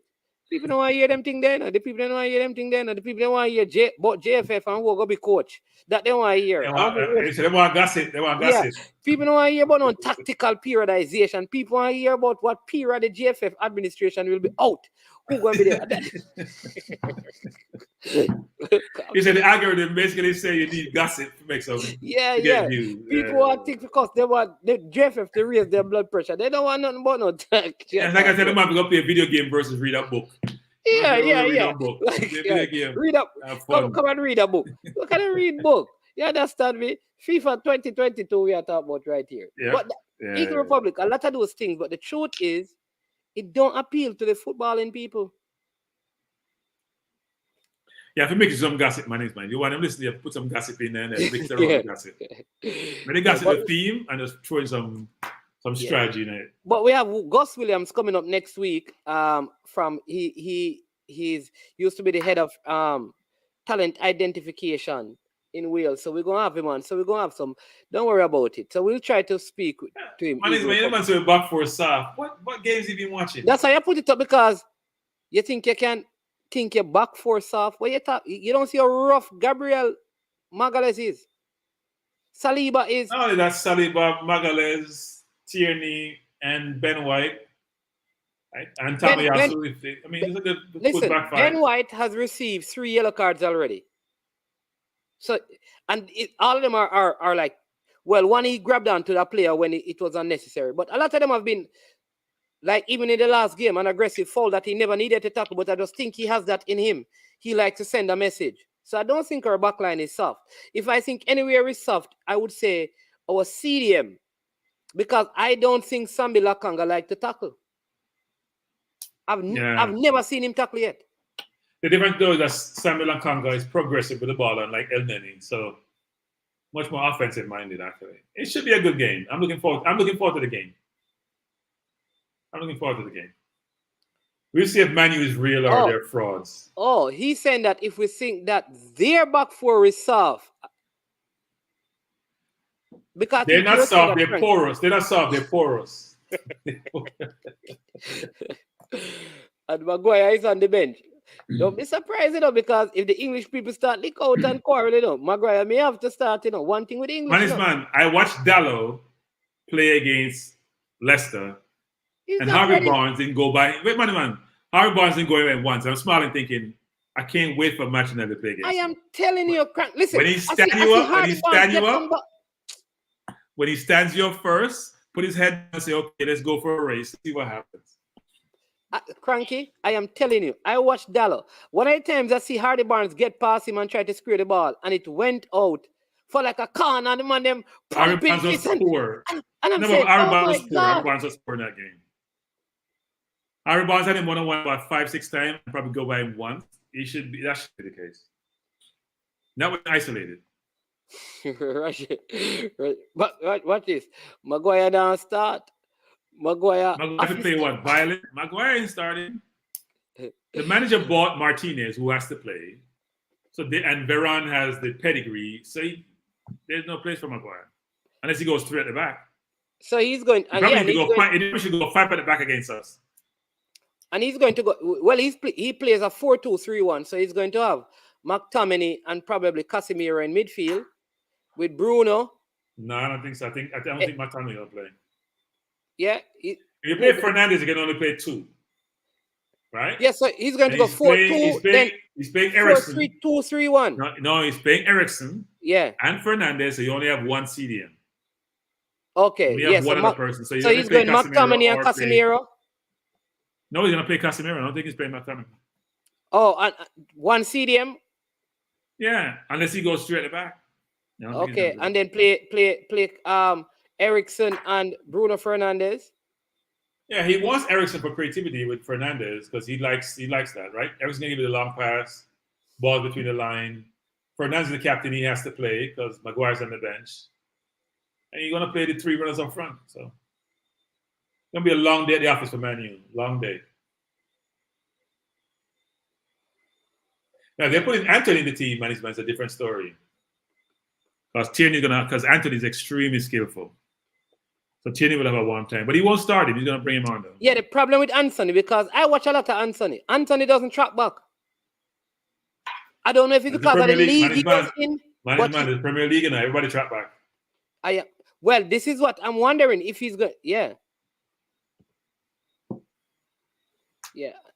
Also, El Padrino says Arsenal will be a threat at set pieces. McTominay might be needed for his height.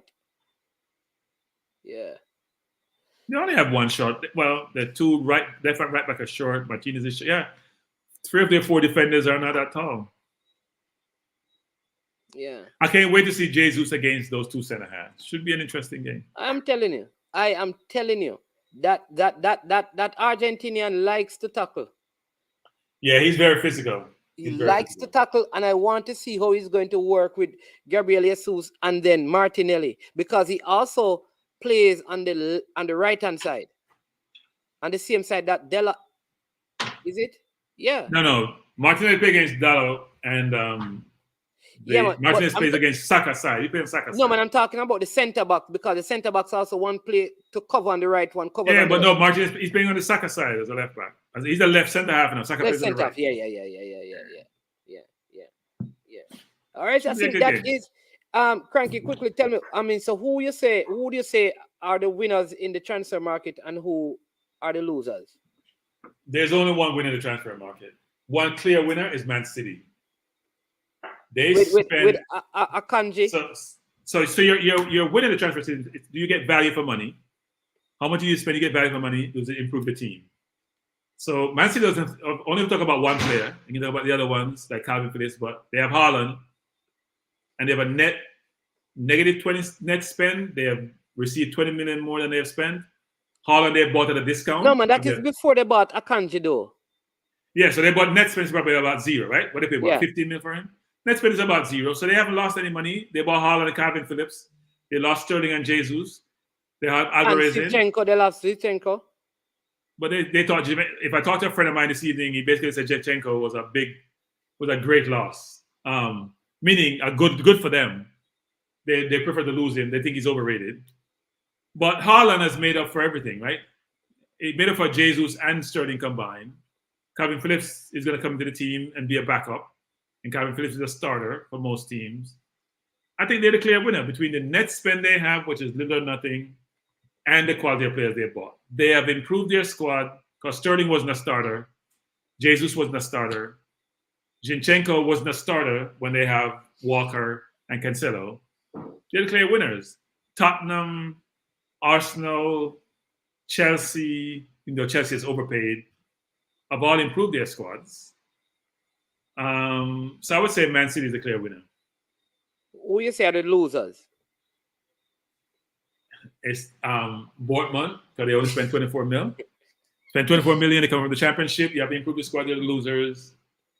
There have been a ton of losers, I don't think Villa has done themselves a lot of justice, even though they've spent some money. Who else? Liverpool haven't spent as much as they should. They bought Nunez. They got Melo. They bought in Cavall, the kid from Fulham. They've done okay, but I don't think they have, given where they are, what they need to do, they needed another midfielder, which they should have bought, actually. But I wouldn't call them a loser. I think they've done okay. There have been a ton of losers. Nottingham Forest may be the biggest loser, because you bring in 21 players and you're losing. That's not, and you spend 160 mil, whatever euro you spend. That's not a great thing. What about Leicester? West Ham have spent a lot of money. West Ham have done well. Think about the teams. Tottenham done well. Is Leicester a winner? Leicester's been a loser. Yeah, Leicester's been a loser. Yeah, Leicester's loser, they sell for fun and lots of money. They've been a loser because it doesn't make you sell a no ad. Right? Even Everton up on the table. Everton has had like 6 players. What about Leicester Brighton? had what? Brighton has made some money, bought some players, doing well. Team has They've done well. But they have not done as well as some of the other teams, right? They haven't done as well as the ones I've mentioned. Okay. But they had a good team. They sold Mopey. They have a good team. They've already had a good team. Yeah. How do you measure Manchester? Danny Welbeck is they start center forward, man. Danny Welbeck is they start center forward. It says a lot. Even though he's in the gym, it's still a lot. People, on a scale from 1 to 10, how would you measure Manchester United's transfer window? I think Man U and Chelsea have overpaid, but Man U have bought some decent players. I wouldn't have bought Casemiro. I think he's too old, too much money, too much salary. I think Anthony was overpaid. Martinez, they've bought decent players, but they've overpaid management for every player. Oh, this is a Manchester United fan. If you are a fan and you're giving them a 6, what do you expect your cracky to give them? No, well, 6 may be a fair grade in terms of how the squad has improved given where they were. But I'll say this, which is for how much they spent, over 200 mil, they should have get more value for money. They've added to the wing, they've added to midfield, they've added to defense. But they got rid of Dean Henderson, which would be a good backup. They brought in the kid from Newcastle. I think they should have got more value for money. They should have got more value for money. Somebody saying they overspend, but the player should improve them. But I think, yes, I would agree with that. It's a good analysis. Yes. Yeah, but I also think not selling Ronaldo reduces some of their. So I give them a 5. Management. You mean sell Ronaldo? What do you mean? Well, I think they would have if they had gotten rid of Ronaldo, it would have been a better window. I think. But management, you can't sell a person who makes $500,000. Here's the thing, management. I have never seen in the history of football a player who makes £500,000 per week not starting in the team they're in. But that is my point. What are you going to do with Ronaldo for the rest of the season? Is he going to sit on the bench and be happy? He's going to pout his way through January and then try to figure out a move. But he has to if you went to Napoli, or you went to Porto, or went to any of those, Benfica, whatever you want to call it, Sporting Lisbon, he'd have to just basically give away his paycheck. So you're giving away £20-something million a year to play Champions League football. He can afford it, don't get me wrong. But it's a hard choice to make. But he's going to be on the bench because he's not starting. Yeah. I agree with you, Wandan. The players will make the team better. And like I said, I agree with Cranky. They will make the team better. But I think they overpaid for the players. All right? And I think it's going to hamper them in January. Coming out of the World Cup. Management, they spend £85 million, what, the second highest outlay for a player in the Premier League? Is that what it is? Somewhere around there? For a player who doesn't really score a lot of goals. Very skillful. create assists, but he's not gonna. He hasn't scored 15 goals in the Dutch league. It's kind of interesting. Yeah, like I said, highest salary, Ronaldo on the bench. Casemiro getting that big salary. Maguire. It's mine's man. I want to see their payroll because I think don't they? De Gea makes 450. Yeah. Sancho makes 350. Rashford probably 2 something. Everybody, men's man, they pay a lot of money in the men's man. So if you want to get paid and retire well, go to Man U. And I think that's Arsenal. I think one of the things that you have to look at when you look at the market, how Arsenal has reduced their wage, significantly by giving up players for basically no money. Well, I'm not sure that's the smartest thing to do, man. But having said that, Bellerin left for free. It's 5 mil. Obama left for free. That was 350 a week. But Barcelona sent to Chelsea for Alonso and what, 12 million? So we give away too much players. Guendouzi, we got 9 million for Guendouzi. Guendouzi's in the French squad. We haven't done the best job of getting rid of players. Mavropanos was what, 3 mil? And he's a starter in the Bundesliga. It's not the best business. How do you sell someone that no one wants to buy? Well, yeah, that's the question. You tear up his contract, maybe? No. That no one can afford to buy. There's a difference. Can't afford him. I think Ronaldo is wanted. I think if he was willing to take a salary cut, Chelsea would have taken him. I think so. No. Chelsea would take him. Really? You don't Why? want someone who's bigger than your team, and who, when he get his way, he pouts and create dissension in the ranks. Tuchel didn't want him. They could afford him. They didn't want him. They didn't want him. All right. Man City doesn't want him. One Dan is saying that 206 million we spend on our club can pay it because our club make more money than any other with our fan base mannings. Okay. Yeah, that's true in terms of your commercial activities, but your wage bill, I would love to see what their turnover is this year and what their net operating income is, because they have a lot of huge wage bill and they spend a lot of money. And they're not in Champions League. And they're in Europa League, yes. So I don't know. I don't know. But it should be it's going to be one of the better Premier League seasons given all this spending. Premier League spend, what, over £2 billion? It's a lot of money for a lot of players. A lot of overspend, though, on Chelsea and Man U. I think Chelsea and Man U have really overspent by probably 40%, 50%, maybe even more, for the players they've bought. I think West Ham also overspent with Schumacher and with Paqueta, because Paqueta started out at 20 million and then a year Arsenal want him, then the man gone up to 60. Like, what? Paqueta was never 20. No, Paqueta is always going to be more than 20-something million. Guimaraes was 30-something mil in a less toxic, in a window where the transfer fee weren't as much as today. Now, it would have been about a £40 million player. No, Martinez is a good example, who started at 30-something. Yeah, about 57, because they saw Man U coming with a big paycheck. Yeah. Eagle Republic says algorithm says Cascas and mix up are the keys to success. Man U should do well this year given all they spent, but I'm not sure how well they're gonna do. Yeah, they got. I don't think it was rob. I think they were desperate. I think because of the club, you have that thing where you have to spend the money. You remember one year we everybody said to Wenger, spend some money. He said, no, our team is good enough. Went to Man U and got 8-3, and then he went out and bought 4 players, and the only one that survived was Mertesacker and Arteta. The same window, he bought a player who never played for us. And they were just decent players. So if you stay too long to make a decision about sourcing players, you end up challenged at the end of the window. Man U had to force the weather because Ajax didn't want to sell. So they had to spend the money. They spent too much money. Yeah. Alex 60 million plus for a 30-year-old player who wasn't a star in their team. And then when you check salaries, Cranky, that is it. Yeah. Mannings, man, what you think about Xavi Tamarit? That's what I think about him. What do you think about him, Alex? I'm not really sure. Man is man, let me just take this last one. We spent over 200 million plus the owner take out over 100 million for themselves. So that show you how much money our Wait. Man. Is that a Jamaican answer that question? So let me say something to people who want to listen to the English fans talk about people take money out of the company.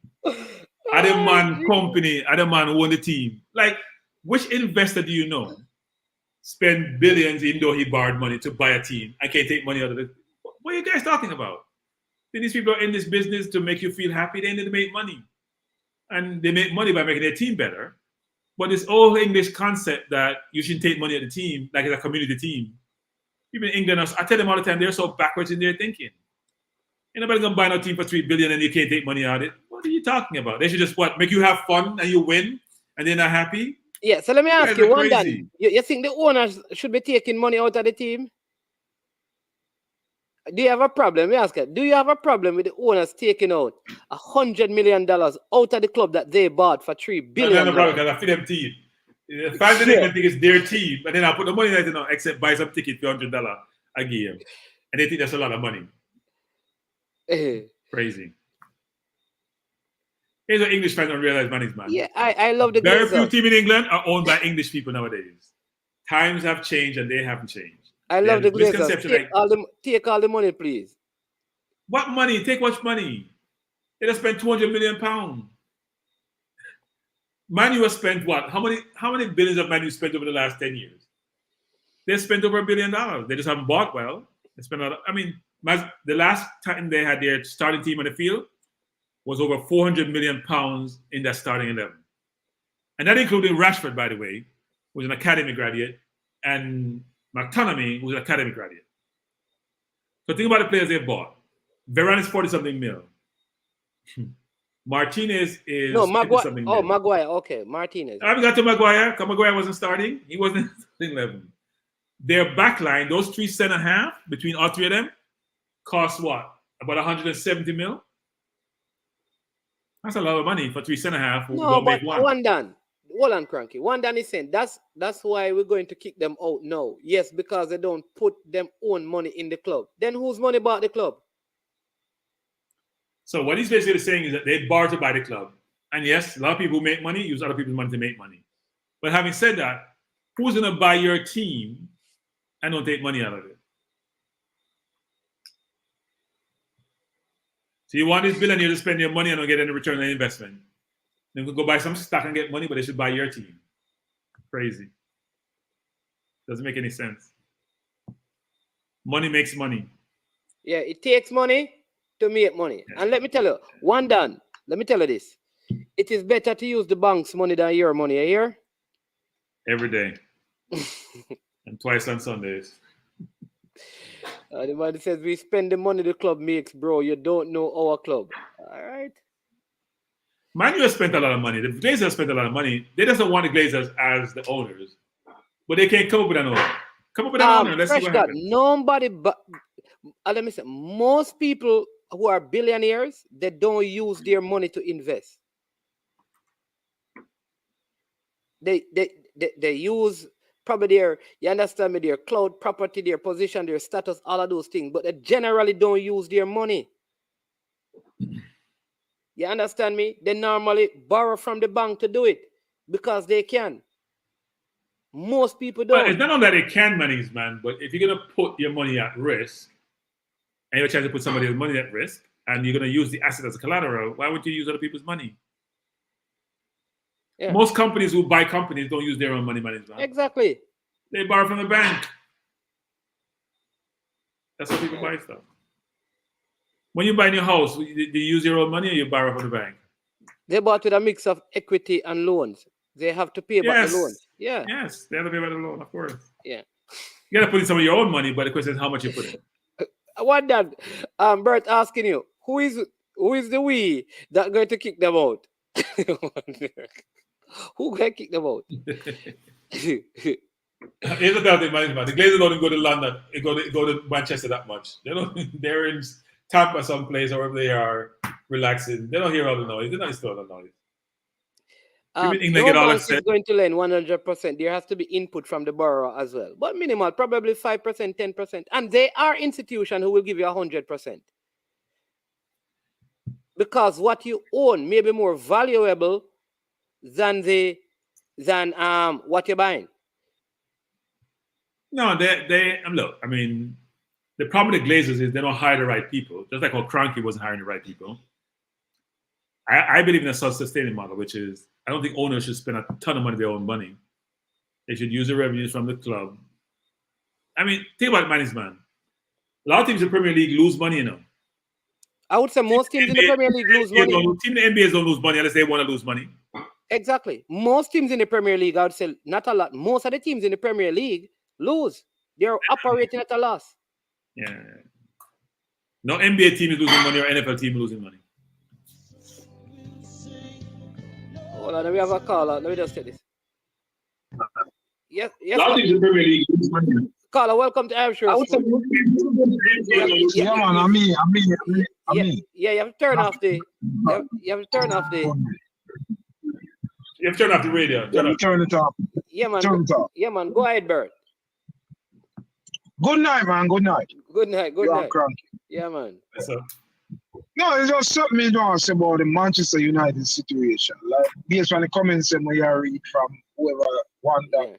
He said that. Sorry, let me just say, because he responded to what you said by saying the richest man in England wants to buy United. So the richest man in England owns Nice, right? I think he owns Nice, doesn't he? Why ain't spend a ton of money in Nice to make them top team in France? Hello? Hello. Yeah, into the richest man in England wanted to buy. Yeah, the guy was named Radcliffe. And they offer for buy Chelsea too. Chelsea did up. He was one of them with offer for buy Chelsea. You know. But one day just read the something them online and living in a dream. You can want to buy them. That don't mean the man them are gonna sell it. You know what I mean? Anybody would want to buy Manchester United. But the thing is, you know, so we are not United fans still. But them seem to tell a lot of lies on these guys doing. And the Glazers. Look how much money them spend every year for every coach. Yeah. Every year for every coach. In the last 5 years, they have spent the most money. They make a whole heap of money available to buy players. So what you have is a lot of noise from people online, and then other people are follow. The idea that the man them not use them own money buy the club, that's not that everybody do.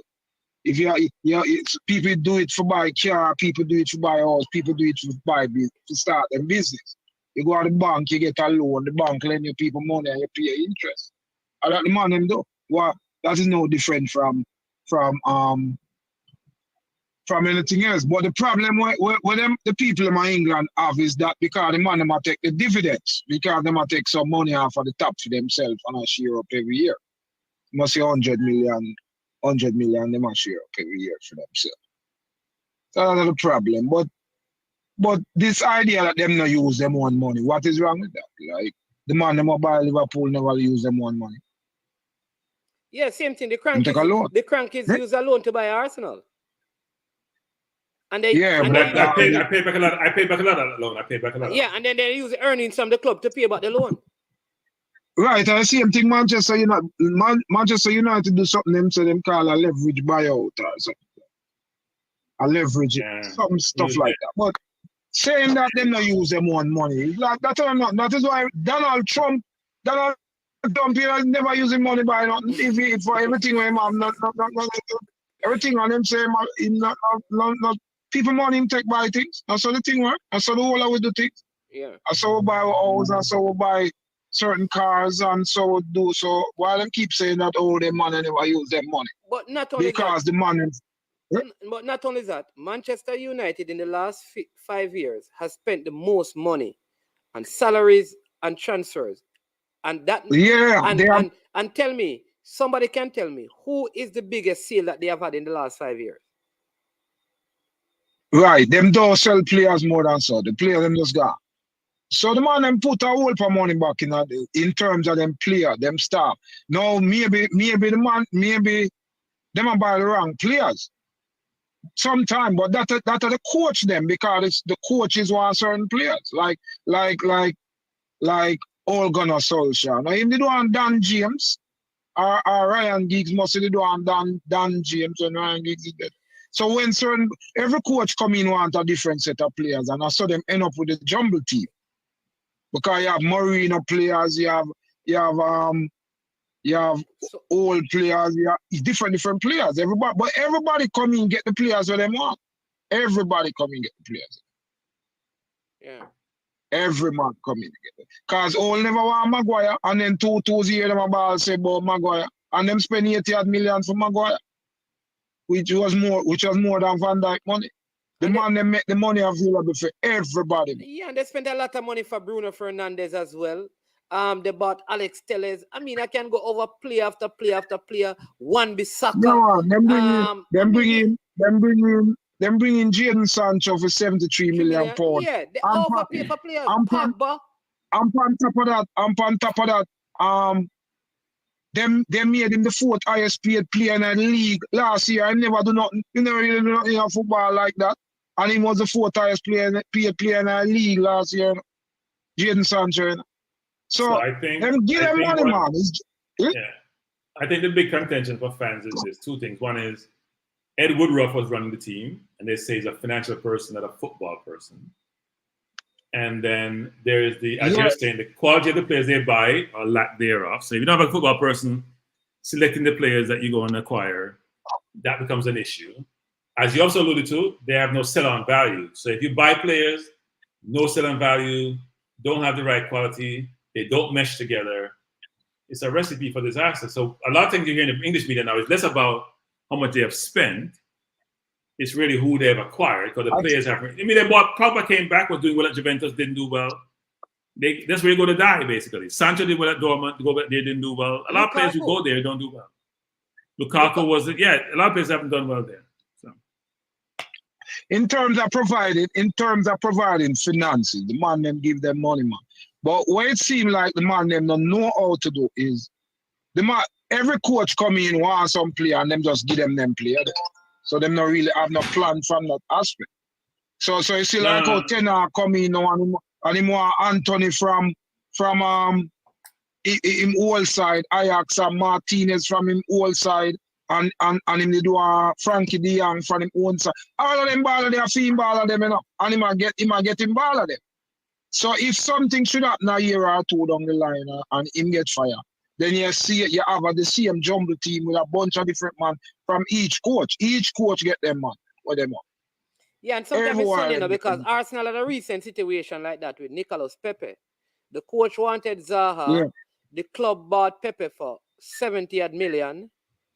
72 million. It can't even No, because you know why? Because Mislintat, they get money under the table. Let me stop saying it. So sometimes maybe it's a person, like I said, there was some shit happening. That's why they bought Pepe. Yeah. But Manchester United, the biggest problem the people have in England for the man them on a spread, which is what one done a follow, is because the man them take money out of them own business.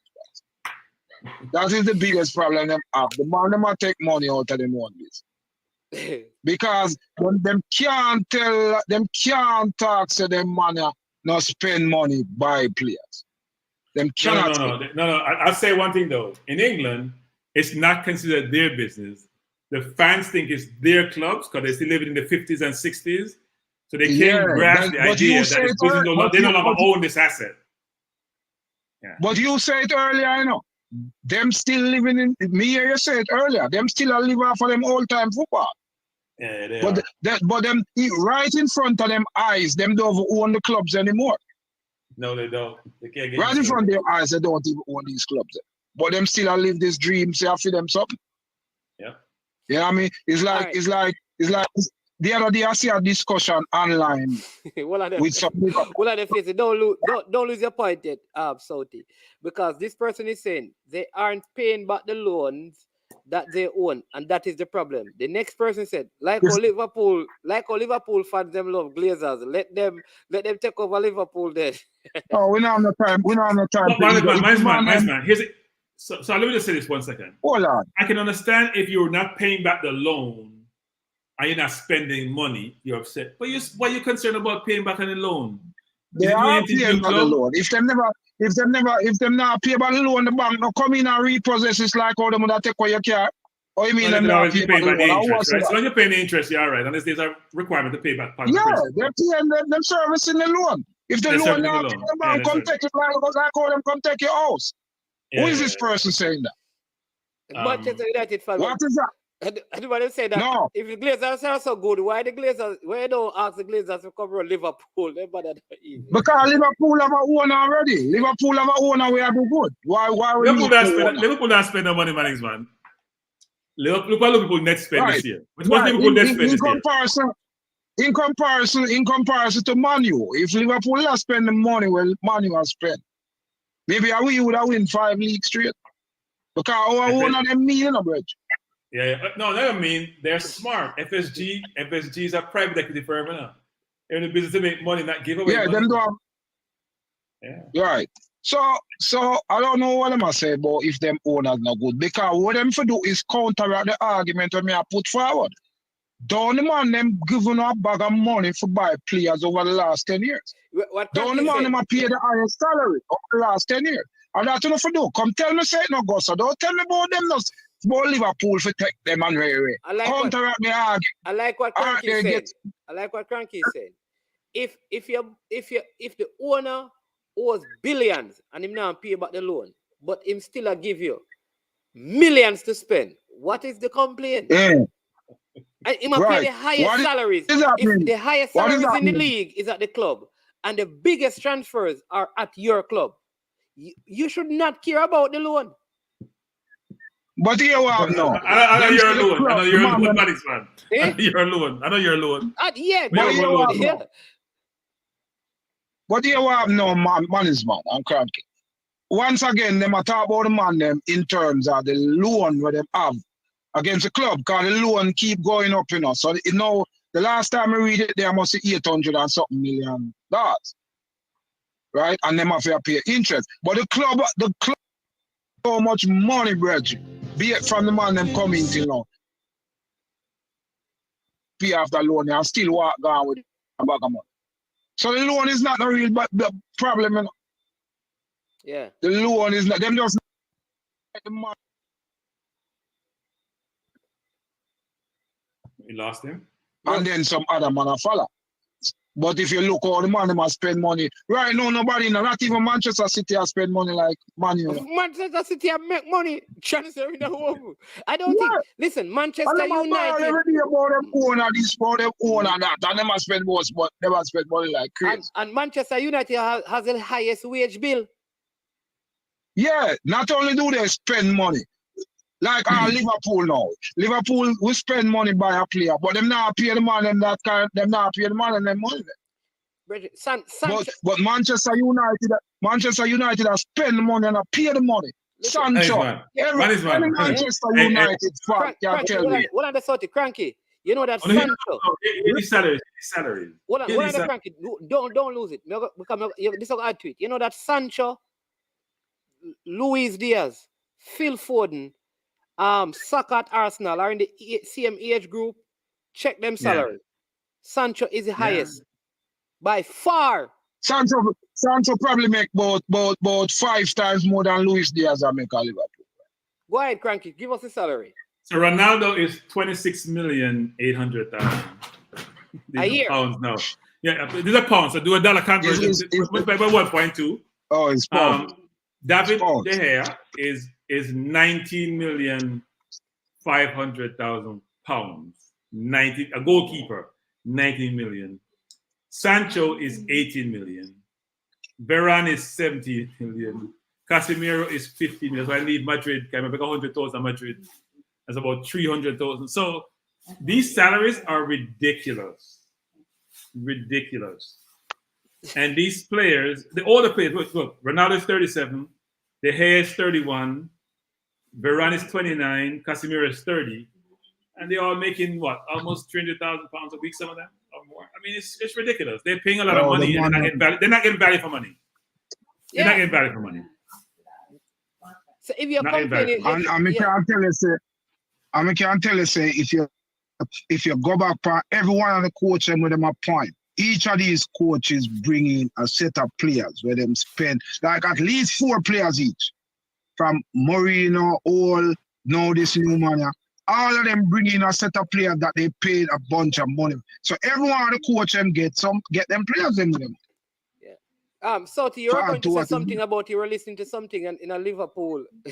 One dad, I think you're more upset. The man says, Arsenal and Liverpool fan, take the Glazers then, if you know everything. Trust me. No, I would take the Glazers tomorrow. If they keep doing Arteta. No, hold on, man. How the cranky they mean, brother.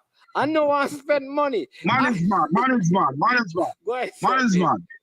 What one man need to learn is that sometimes he can put on him like a fandom thing, the Liverpool or Arsenal fan, and also listen to the reasoning, and if you learn something, you learn something. Put on them little thing there sometime. You're a Liverpool fan, yeah, man. If you are reason now, like how we are reason, you can put on that, and you counteract an argument to a man put forward, and if you can't do it, you can't do it. Simple. See, anyway, to go back to where, because this is the last thing, to go back to where Cranky talk about how the English view the football now, and them not really own it again. The other day, I was in a forum, and some Liverpool fans in England, them did discuss, them did say, you can't be a real Liverpool fan if you're not from Liverpool. And some I read all the things, them, and some people from all over the world I take them on and them things. And the main thing is that you are saying the man them can't be a Liverpool fan if they're not from England. But yet still nobody from Liverpool no own the team, nobody from Liverpool no coach the team, and all the players them come from all over the place. Nobody from Liverpool no play for the team. No, Trent in the team. Trent and Curtis Jones. Yeah. But that argument that they were put forward now, a man say, somebody said to him, say, let's see a man comment and say, like basically I say, fool little money won't pay for going to the stadium. Can't run football. Football not belong to no again. Fool the purpose right now is to go in the stadium, sing song, and make the atmosphere good for you when we are watching TV. So I say this. It's probably no different. It doesn't from Jamaican who think that the only real Jamaicans are the ones who live in Jamaica. So the only real Jamaicans should live in Jamaica. Yeah, same concept. No, go ahead, you never hear. Huh? You never heard. What crack is it? Some Jamaicans who think the only real Jamaicans are the ones who live in Jamaica, and the only ones who play for Jamaica are the ones who are born in Jamaica. Times have moved on. Them people. Yeah. They've gone from the way. You always have them people. You always have them people who fake it and go like them more Jamaican than nobody else. Hey. But we don't really watch them. Yeah. No, but here's my point, management. I told some friends of mine the other day, the Premier League is no longer the Premier League, the English Premier League. It's the World Premier League. You don't own it. You don't own it. You don't spend more money than anybody else. You may go to the games, but commercial revenues dwarf gate receipts. Certain merchandise sales dwarf gate receipts. You know what I wonder, Southie? If the Glazers were doing exactly this and the team was winning, like all of this spending, and the team was winning the Premier League with the same set of players and winning Champions League, would the people be complaining about how the money is being spent? No, because winning cure all still. There you go. No matter. They wouldn't care. There you go. That is the point. All right. So. Yeah, man. All right, Southie. Now pull up on a fish pot. Now pull up on a fish pot. You know, I'm going to eat some fish. So roast fish. I think Southie, I think you should become a vegetarian, Southie. Change your eating habits. You hear that? No. I do meat and fish and vegetables. You know? I don't do rice and flour and bread and stuff, but I can't go all the way no meat. Brother, listen, I only animal eat bush. All right, boss. Me eat bush, man. Me eat bush, man. I wonder which animal eat animal.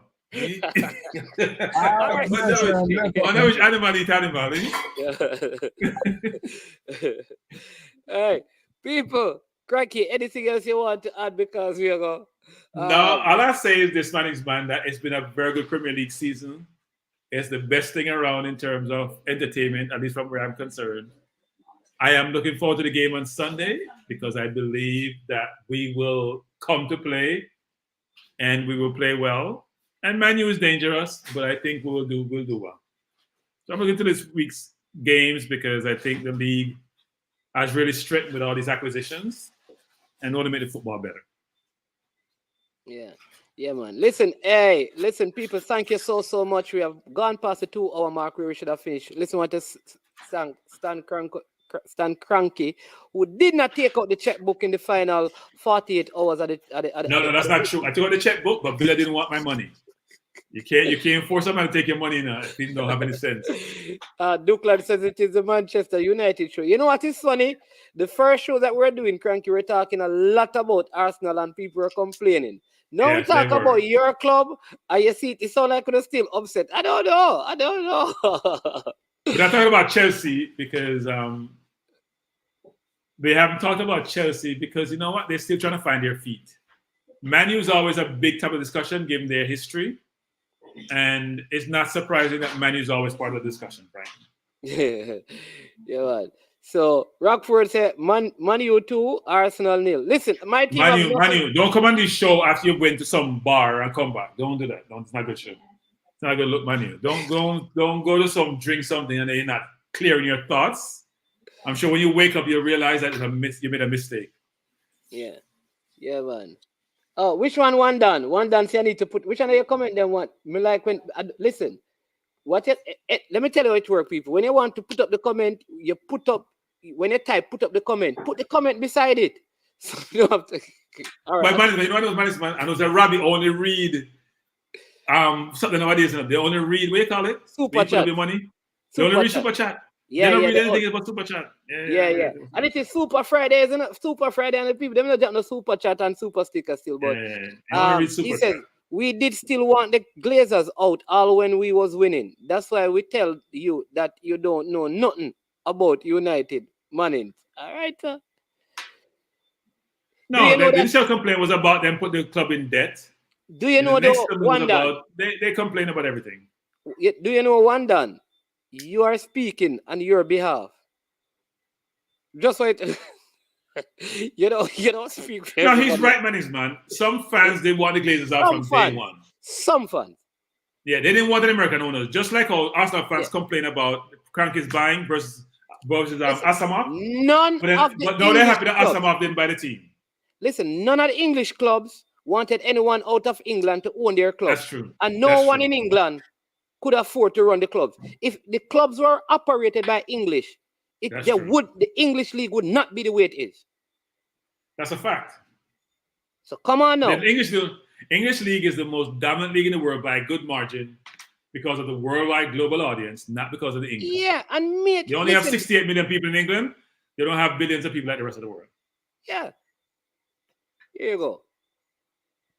Yeah, man. So listen, bless up Wonder United. It's good that you're out here defending your club to the team. Fresh God, bless up yourself. No, I am I don't know if Cranky can do a watch along, but 10:30 is when I will be my second service in the morning. I can't do watch along. I don't. Sunday I have to it's my relaxed day. There you go. Yes. I'm in church, my brother. Yes. So I won't be in church, but I'm relaxing. Football is your church. But you know what? I have some friends who do a watch along actually. I'm sure they're gonna want to do it, but I'm not sure I'm gonna do a watch along. I do it with some English friends of mine actually. Listen, the best thing that could happen to the league is like money being spent in Newcastle right now. That's gonna make the league better. And I am telling you this because of who spending the money. A lot of people are not comfortable with the source of the money. I'm gonna tell you this now.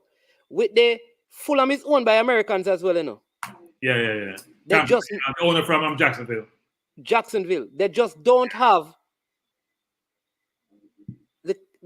or maybe they have not spent the money. But you see, an American coach is there now in March. Look and see. That's Leeds. No, March is at Leeds, not Fulham. Leeds, right? And Leeds again is owned by Americans. Everybody's owned by Americans nowadays.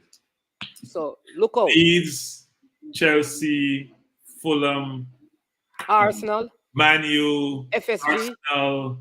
FSG. Liverpool. Yeah. Yeah. The entire league will be owned by Americans or Northern Africans, Middle East.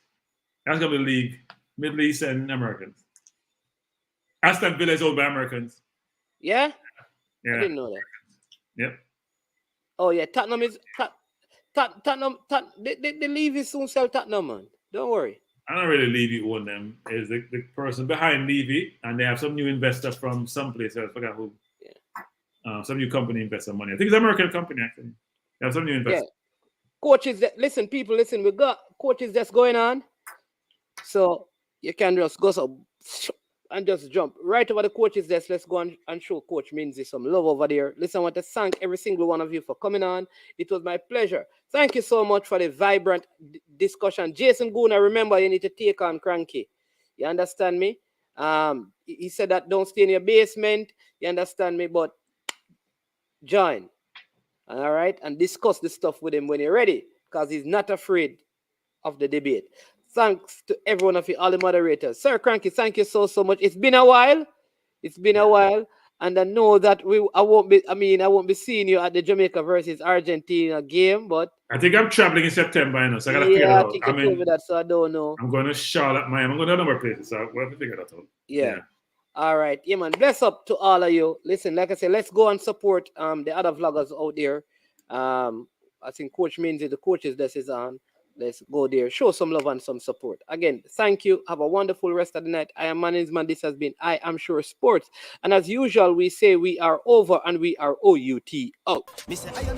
Yo, watch about dog. SK New Erdis. The body out there. Sniper King I represent for I Am Sure Sports. You get to me, I say, when you want the latest news and sports and updates and all of that, check out I Am Sure Sports. You know the thing goes in. Remember, cover the whole island. Remember Kingston, Westmoreland, Galchester, Ocho Race, Galtigo Bay, everywhere.